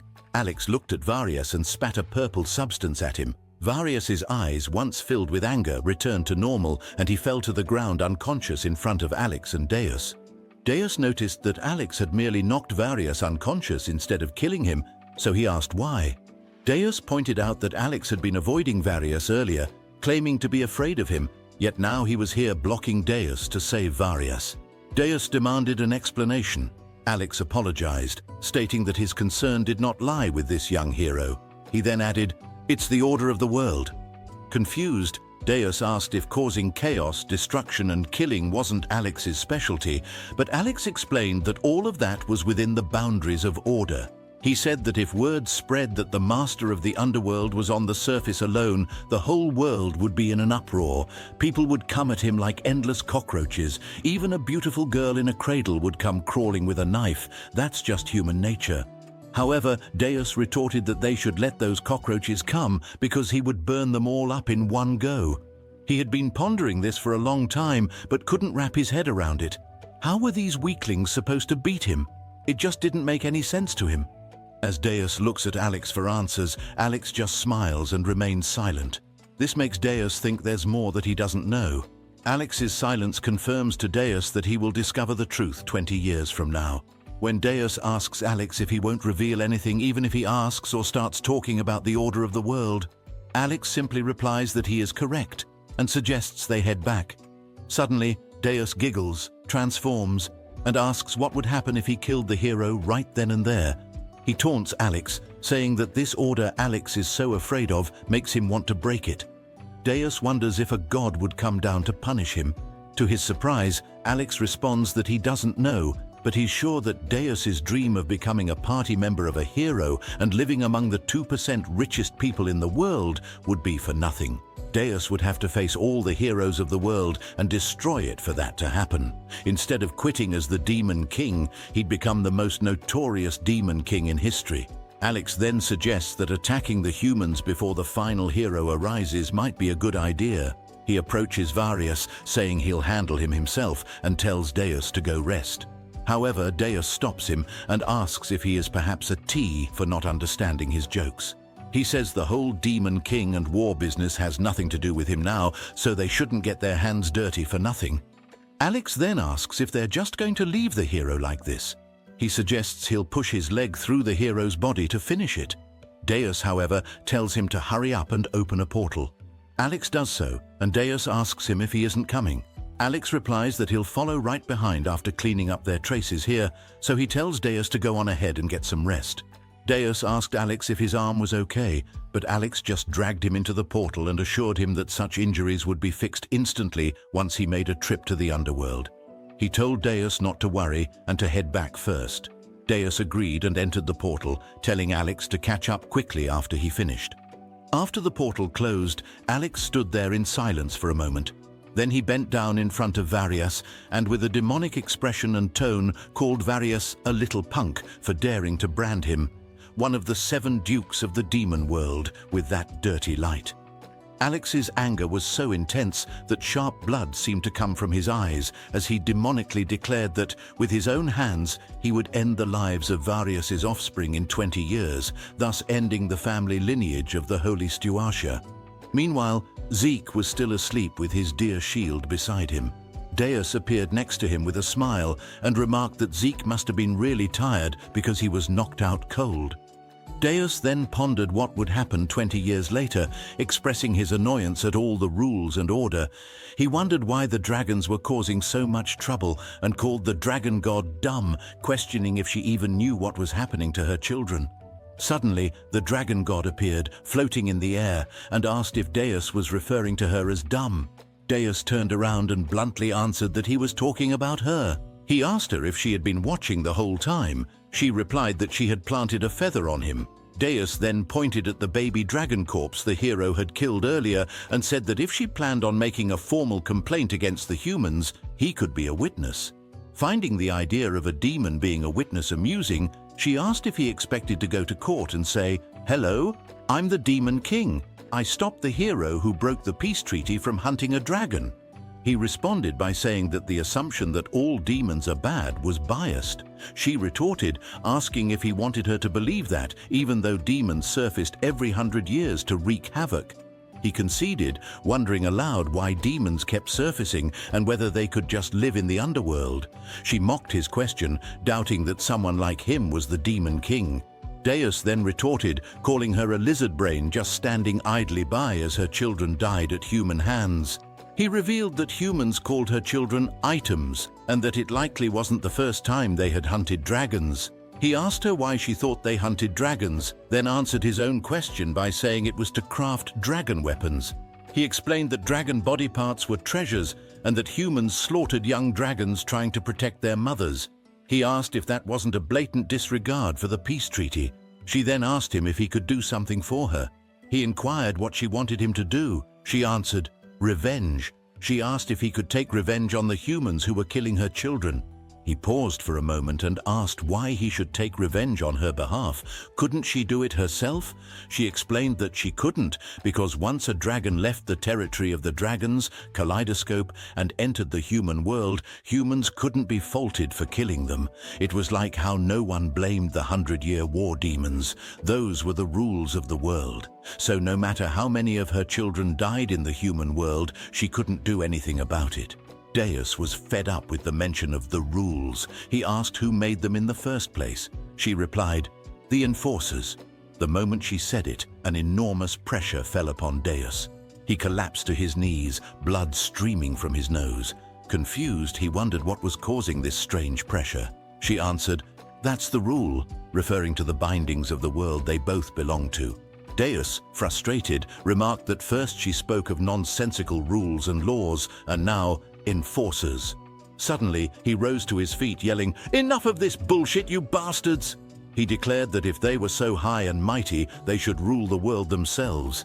He asked if they expected everyone to follow random rules and orders without question. After hearing this, she laughed and said she was impressed he withstood the pressure with a human body. She acknowledged that while he might look stupid, a demon king is still a demon king in the end. He then warned her to watch her tongue when addressing him, calling her a lizard brain.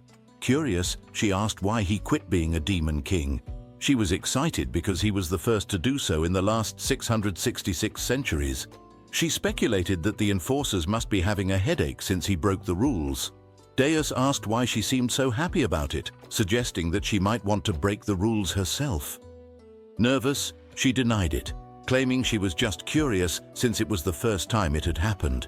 Regardless, she warned him to be cautious of the enforcers. Though he might be safe for now, in 20 years, when that day arrives, she was sure they would take action. Deus asked if she thought he would be scared by small tricks like what they just did. He said they could try whatever they wanted and he would face them anytime. She then shifted the conversation, asking him again why he quit being a demon king. She wanted to know the reason he was breaking a cycle that had persisted for 665 centuries. He answered, saying that the reason wasn't anything impressive. He then said, "The reason I quit being a demon king is..." Suddenly, his words were cut off as Alex appeared and told Deus they should go. Alex mentioned that he had tidied things up. However, he noticed the dragon god and was confused. The dragon god was angry about Alex's timing. Deus told Alex to hurry up and open the portal so they could go home, to which Alex agreed. However, Golden Law shouted, insisting that Deus finish giving her his answer before leaving. Breaking the fourth wall, Deus said they would be bombarded with negative comments for dragging out the chapter, so he would tell her another time. She asked him what he was talking about and he told her to hurry up and go back. Man, the author is really edging us about why he quit being the demon king. She suddenly called him back, saying that even if he didn't take revenge for her, he should expose those bastards and reveal how many heroes were involved. She lamented that many of her children were being killed, and if it continued, it would breach the treaty. She speculated that recent actions of the extremists might be related. After hearing this, Deus asked for triple the usual fee. She was confused, so he explained that since the case was difficult, he wanted 3 times the usual amount. Shocked, she called him a demon-like bastard, but reluctantly agreed. Sarcastically, she asked if he was happy, to which he replied, "Ah, thank you, dear customer." Before they left, she pointed her finger at him, and a light shone on him. He asked what it was, and she explained it was magic to hide his demonic aura. Not only the hero beside him, but also the Bloods reacted to his aura, but now it wouldn't be an issue. He understood and told her to get lost, then instructed Alex to drive and leave the place. Golden Law found his tone annoying as they left her alone, floating in the air under the full moon. She wondered if she was really doing the right thing. The next day, our 3 heroes arrived at a beautiful place. Deus asked how the kingdom was so rich, to which Alex answered that they came from a hero lineage dating back 60,000 years, the Holy Stuartia family. Deus then says that Zeke is also a hero, so why is he trash? Zeke hears him and, feeling ashamed, says, "I'm sorry for being like that." Alex then suggests they should discuss these matters when Zeke isn't present. Deus asks why, to which Alex responds that Zeke might start rebelling. When Deus presses further, Alex explains that as he has mentioned before, once a hero's family becomes famous, many nobles and castle lords will line up to be their sponsors. Sponsoring a hero is seen as fighting for the peace of the world. On top of that, activities like dragon poaching from the previous night are a good source of money. To be honest, dragon poaching is something everyone knows about but keeps quiet, even among dragons. Deus asks why, and Alex says that since humans are at war with the demon world, dragons have no choice but to help humans. If humans were to fall, dragons would be next. Deus agrees, noting that dragon body parts are popular even in the demon world, making it a profitable business for those capable. Deus asks Alex if he means that the Holy Stuartia family and others are after dragons. He then turns to Zeke and asks if his family doesn't poach dragons. Zeke laughs and says that you need to be at least a G-class to get near a dragon's nest. Deus agreed and replies that if even a trash family like Zeke's can do it, any stray cats and dogs on the street would be able to as well. Damn bro, Deus needs to chill. He's dissing our boy Zeke so badly right now. Alex then asks Deus why they are there, to which Deus answers, "For business." He explains that it is an undercover operation he calls Operation Dragon Poaching Investigation. After saying this, he suggests they should go, but Alex tells him to wait. He explains that while Zeke might be fine, they should disguise themselves a little since their identities were exposed in yesterday's incident. Hearing this, Deus has a marvelous idea, one that is phenomenal, outstanding, and brilliant. And I know that you are eager to know what this marvelous idea is, right? Well, they simply exchange clothes. Comment Deus the genius if you made it this far in the video. Alex, with his hair tied up like a little girl, inwardly asks himself if he should just quit. Deus was ready to skedaddle away with his new look, but Zeke stopped him and gave him a heads up.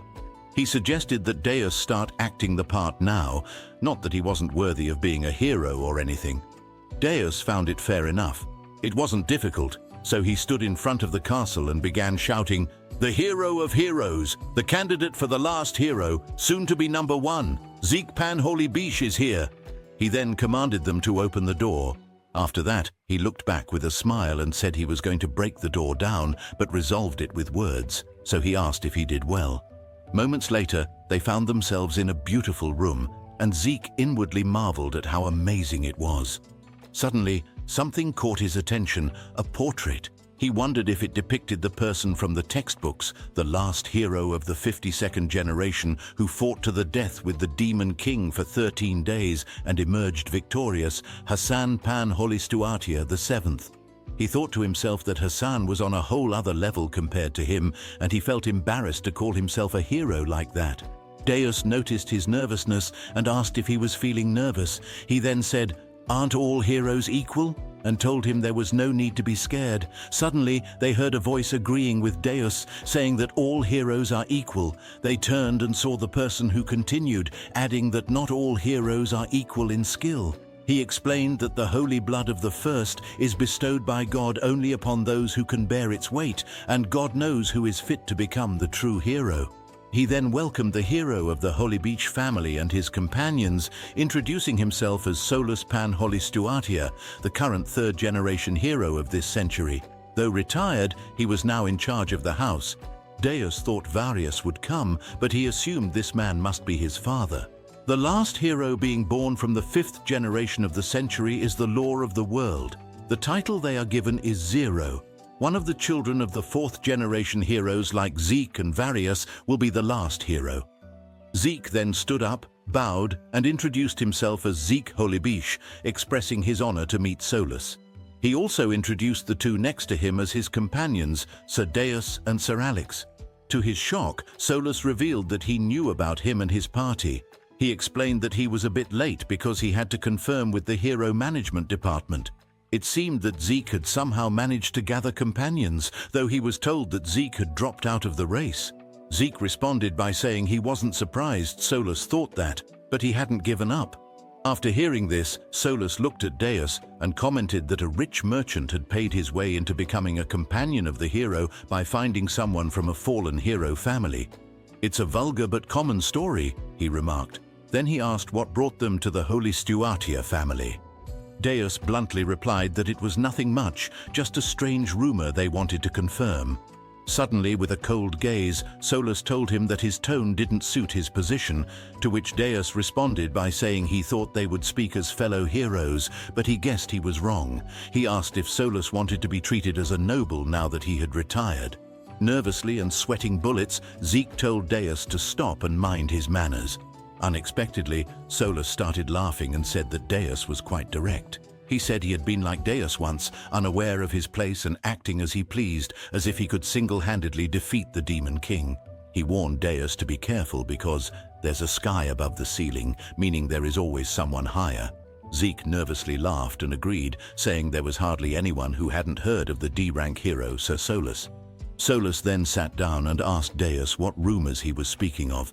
Deus explained that they had heard the Holistuatia family possessed some high-quality materials and there was something they were looking for. Solus assumed they must have some money, but doubted it would be enough for what they sought. He explained that the Holistuatia family only dealt in top-quality materials, such as the obsidian teeth of the red salamander, the blank essence of the Lich King from the Huran War, or the heart of the white-headed giant from the Horgan Mountain range.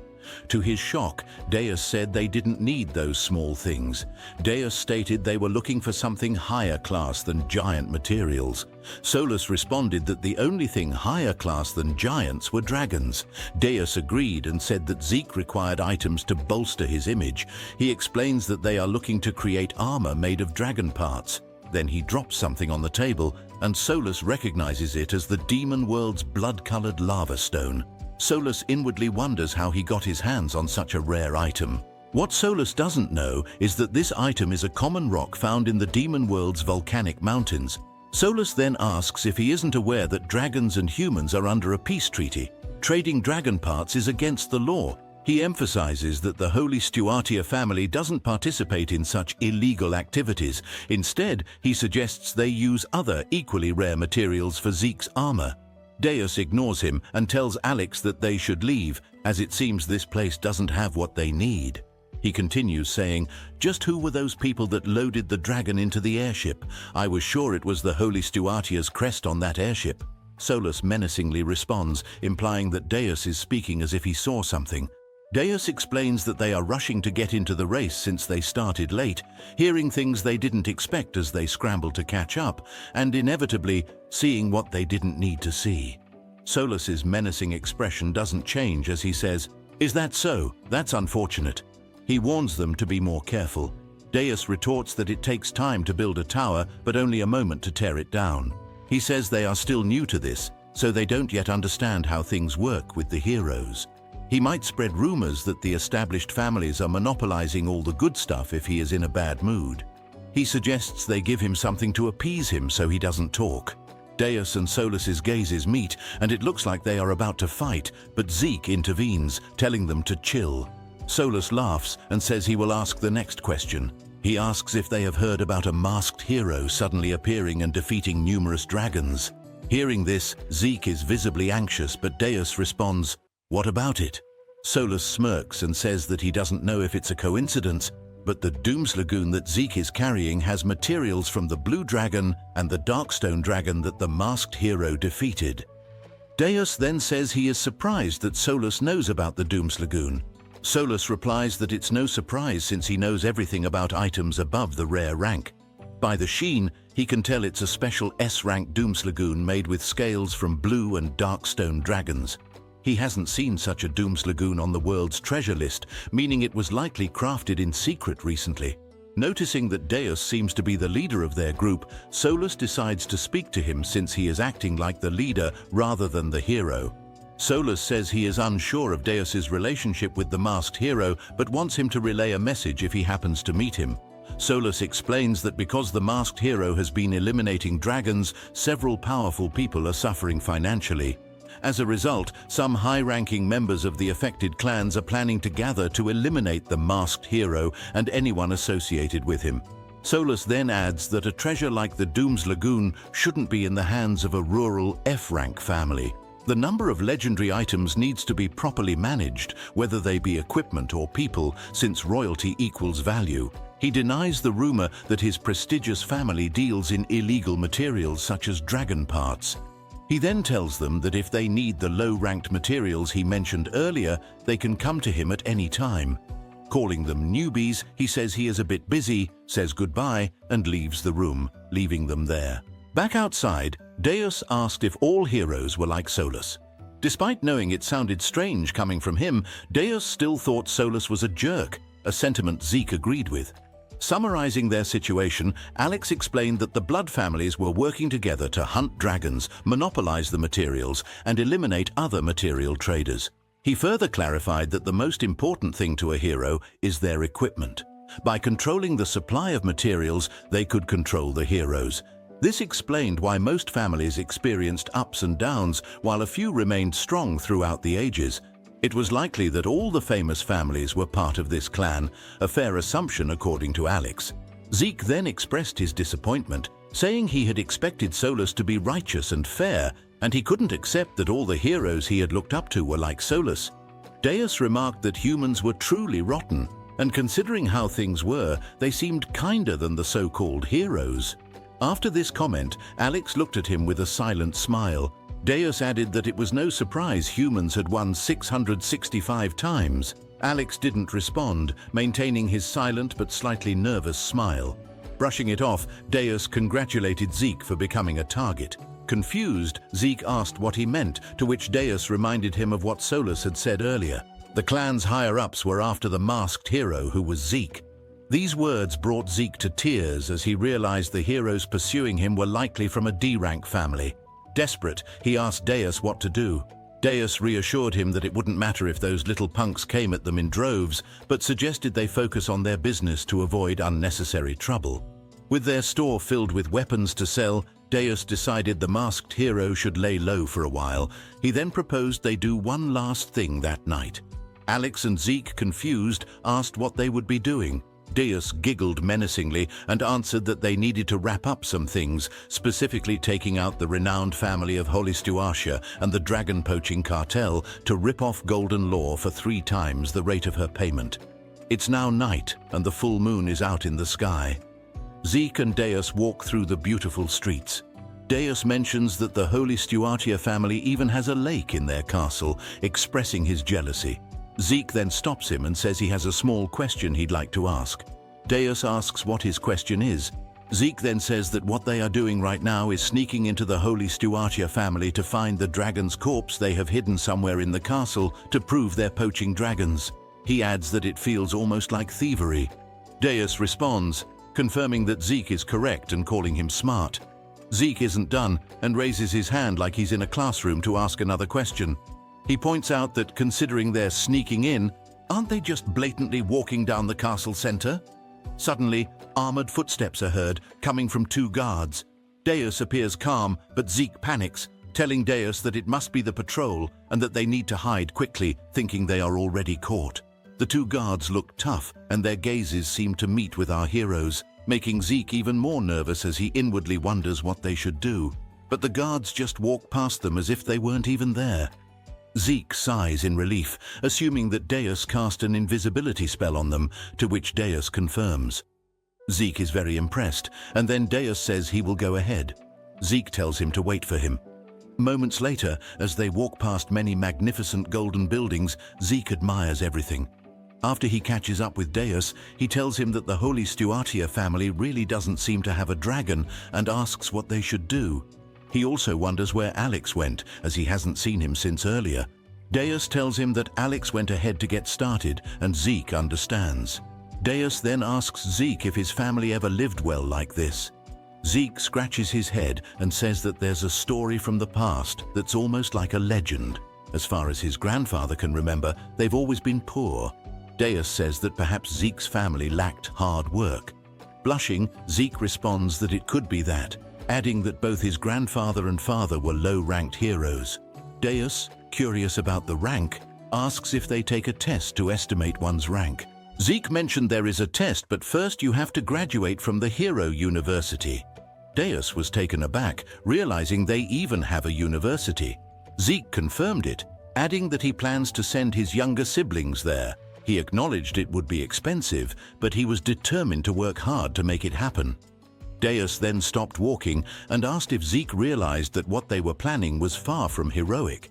Sneaking into a hero family to steal, was he okay with that, considering he was a hero? Zeke stayed silent for a moment, then admitted he knew it was a crime. However, after meeting Deus, he realized something. With a smile, he said that Deus was the real righteous one. While they might look like a pack of thieves now, they were actually stopping criminals trying to monopolize materials. He had been taken aback by Deus's actions before, but now he understood that Deus knew the truth about Solus. He asked if that was why Deus acted that way, to make Solus expose himself. Deus blushed slightly and said he hadn't really thought that far, but he allowed Zeke to think of it as he wished. Zeke continued, reminding Deus of what he had said when they first met. This is a chance.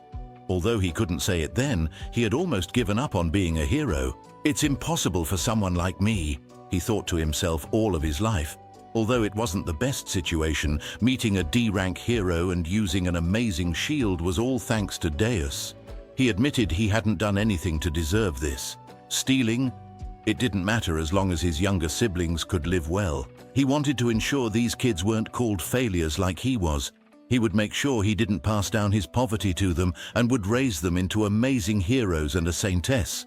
Although they wouldn't be on the front lines 20 years later for the 666th war, he would ensure they could at least participate in the rear, so he could have a large portrait of his siblings fighting in the war like the one they saw at Solus's place. He hoped to pass down a legacy to future generations of his family. The Holy Beach family participated in the 666 war against the Demon King. That's how the Holy Beach family defeated the Demon King and lived happily ever after, forever. That is how he wanted his name to be remembered. It was his dream. Deus then stopped him and asked, "What about you? Don't you have a part in this? Don't you have something you want to do or be like, I want to live my life like this or like that? Don't you have anything like that?" Sacrificing your entire life just for your family? Are you satisfied with just that? After hearing those words from Deus, Zeke started shaking but composed himself and said, "That's all I want. I will end the poverty of the Holy Beach family in my generation. To make that happen, I can even make a deal with the devil." Deus smirked and said, "It looks like you picked the right devil to make a deal with. Let's see this through to the end, to the depths of hell." Suddenly, Deus called Alex, and he immediately appeared out of a portal. He paused on top of a street lamp like Spider-Man and said, "Yes, master," while Zeke was happy to see Alex back. Alex then said that he found it. Zeke was confused for a moment, but then Alex said they should head over to those bastards' secret room. When Alex appeared, he approached Deus and asked if they should set off. Deus, however, inquired whether Alex had found it. Alex pulled a brown notebook from his pocket and affirmed he had. To Zeke's astonishment, Alex revealed that he had also found their clan member list. He began listing the family names associated with the clan: the Hoyplonia family, the Holy Stusok family, the Holy Evergreen family, the Holy Ash family, the Holy Chestnut family, the Holy Zelkova family, the Holy Elder family, the Holy Silverbird family, the Holy Corkoak family, the Holy Cottonwood family, the Holy Willow family, etc. With a confident grin, he announced that there were 76 families listed, all of whom boasted deep histories and high prestige. Upon hearing this, Zeke's face fell. He was saddened, recognizing many of these families from the textbooks on heroes. He wondered how they could have been involved in such deeds. Cutting to the chase, Deus asked where the dragons were hidden. Overlooking the beautiful landscape with its mesmerizing lake, Alex confirmed Deus's suspicion. They were indeed hidden underwater. This revelation deeply shocked Zeke. Deus suggested they get started. Alex agreed, and with a display of magic unlike anything they had seen before, he pointed his finger, emitting a blue light that formed a bubble around Deus's and Zeke's heads. Confused by what had just happened, Zeke watched as Alex and Deus leaped off the bridge and plunged into the water. Completely submerged, Zeke stood on the bridge, dumbfounded and nervous, calling out their names. With no other choice, he mustered his courage and jumped, calling for them to wait. As he hit the water, he sank deeper and deeper. The foolhardy man was holding his breath, dreading the inevitable plunge, but a sudden realization dawned upon him. He could breathe. His fear momentarily subsided as he wondered if it was the presence of an air bubble that made this possible. However, his relief was short-lived. His eyes widened in shock as he looked ahead, where Deus and Alex were swimming towards several dragons. These majestic creatures were swathed in blankets, chained to the lake's bed, with peculiar papers covered in strange inscriptions affixed to them. Just then, one of the dragons opened its eye, and its menacing red gaze sent shivers down Zeke's spine. Meanwhile, Alex and Deus stood observing the creatures. Alex noted, "If you consult the records, it mentions that the families harvest the dragon's scales and then summon healers to mend them, only to harvest their scales again. This cycle is repeated endlessly." He explained that this systematic healing and harvesting allowed them to maintain this operation, a farm, a factory of living dragon scales. Turning to the side with a keen interest, Alex continued, "This dragon right here has been enduring this cycle for 230 years. Man, look at this. It's clearly animal abuse. I should call animal control on them." Zeke was utterly flabbergasted. He couldn't fathom how the people everyone considered heroes could be so cruel. Deus joined the conversation, turning to Alex with a serious expression. "Do you think the hardliners are aware of this?" he asked. Alex replied without hesitation, "Don't be surprised. It's possible that since their god remained passive even as things worsened, they decided to take matters into their own hands." Deus nodded thoughtfully. "That might explain why they're using those strange parasites to fight humans instead of focusing on their mutual enemy, the demonic race." He chuckled, a glint of understanding in his eyes. "I get it, I suppose. If I were in their position, I might have tried to eliminate them all too." Changing the subject, Alex approached the dragon. "We should hurry and take a scale so we can leave this place," he said decisively. Deus agreed, and as they watched, Alex's claws extended, sharp and ready. With precision, he pierced the dragon's scale, using his formidable grip to wrench it from the creature's body. Holding the scale, he and Zeke swung upwards to make their escape. "Let's get going," Alex urged Deus, but just then something unexpected halted their progress. Alex turned back as he heard Deus mutter, "Something doesn't sit right with me." Alex looked at Deus, who hadn't moved and was still staring intently at the dragon. Confused, Alex asked, "Aren't we going?" But Deus ignored him. With a tone tinged with anger, Deus finally spoke. "As I suspected, this just doesn't sit well with me." Without warning, he kicked away the blackened chains that bound the dragon, freeing it with a single powerful strike. Zeke and Alex stared at Deus in shock, their mouths agape at his sudden, bold move. Yet their surprise didn't end there. In a dramatic flourish, Deus struck the Wakanda Forever pose. As Zeke and Alex lined up behind him in awe, Deus unleashed a laser beam attack from his eyes, slicing through the chains that were tied up on the lake's floor. And one by one, as their chains were destroyed, the dragons opened their wings, unleashing a mighty roar, a battle cry, signaling their readiness to return to the surface and seek revenge. Alex looked utterly annoyed by the unfolding chaos, yet he was powerless to intervene. The water's surface churned violently for a moment before the red dragon burst forth with great velocity, water splashing everywhere. Guards stationed on the bridge witnessed the spectacle in stunned silence. Initially confused, their faces soon mirrored sheer terror as they realized the dragons had escaped. Towering above them, the 5 dragons cast imposing shadows. The red dragon wasted no time preparing its fiery breath. Without a moment's hesitation, it unleashed a ferocious fireball directly onto the guards, igniting the area in a blaze. The purple dragon, the eldest among them, did not remain idle either. It launched a purple fireball at the buildings, leaving destruction in its wake. The other dragons followed suit, soaring into the air before raining down fireballs, each one demolishing the structures below. Meanwhile, the ice dragon carved a straight path across the sky, freezing everything beneath its icy breath. At the water's edge, Zeke emerged with great difficulty, flanked by Alex and Deus. In contrast to Zeke's struggle, Deus emerged with effortless grace. Alex's frustration boiled over as he confronted Deus, shouting at him to explain why he had unleashed the dragons in such a reckless manner.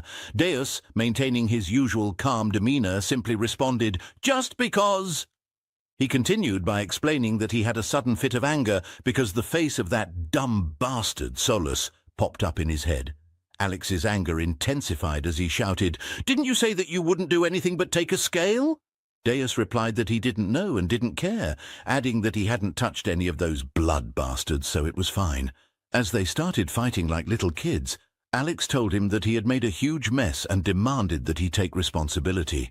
However, Deus, as we all know, didn't want to.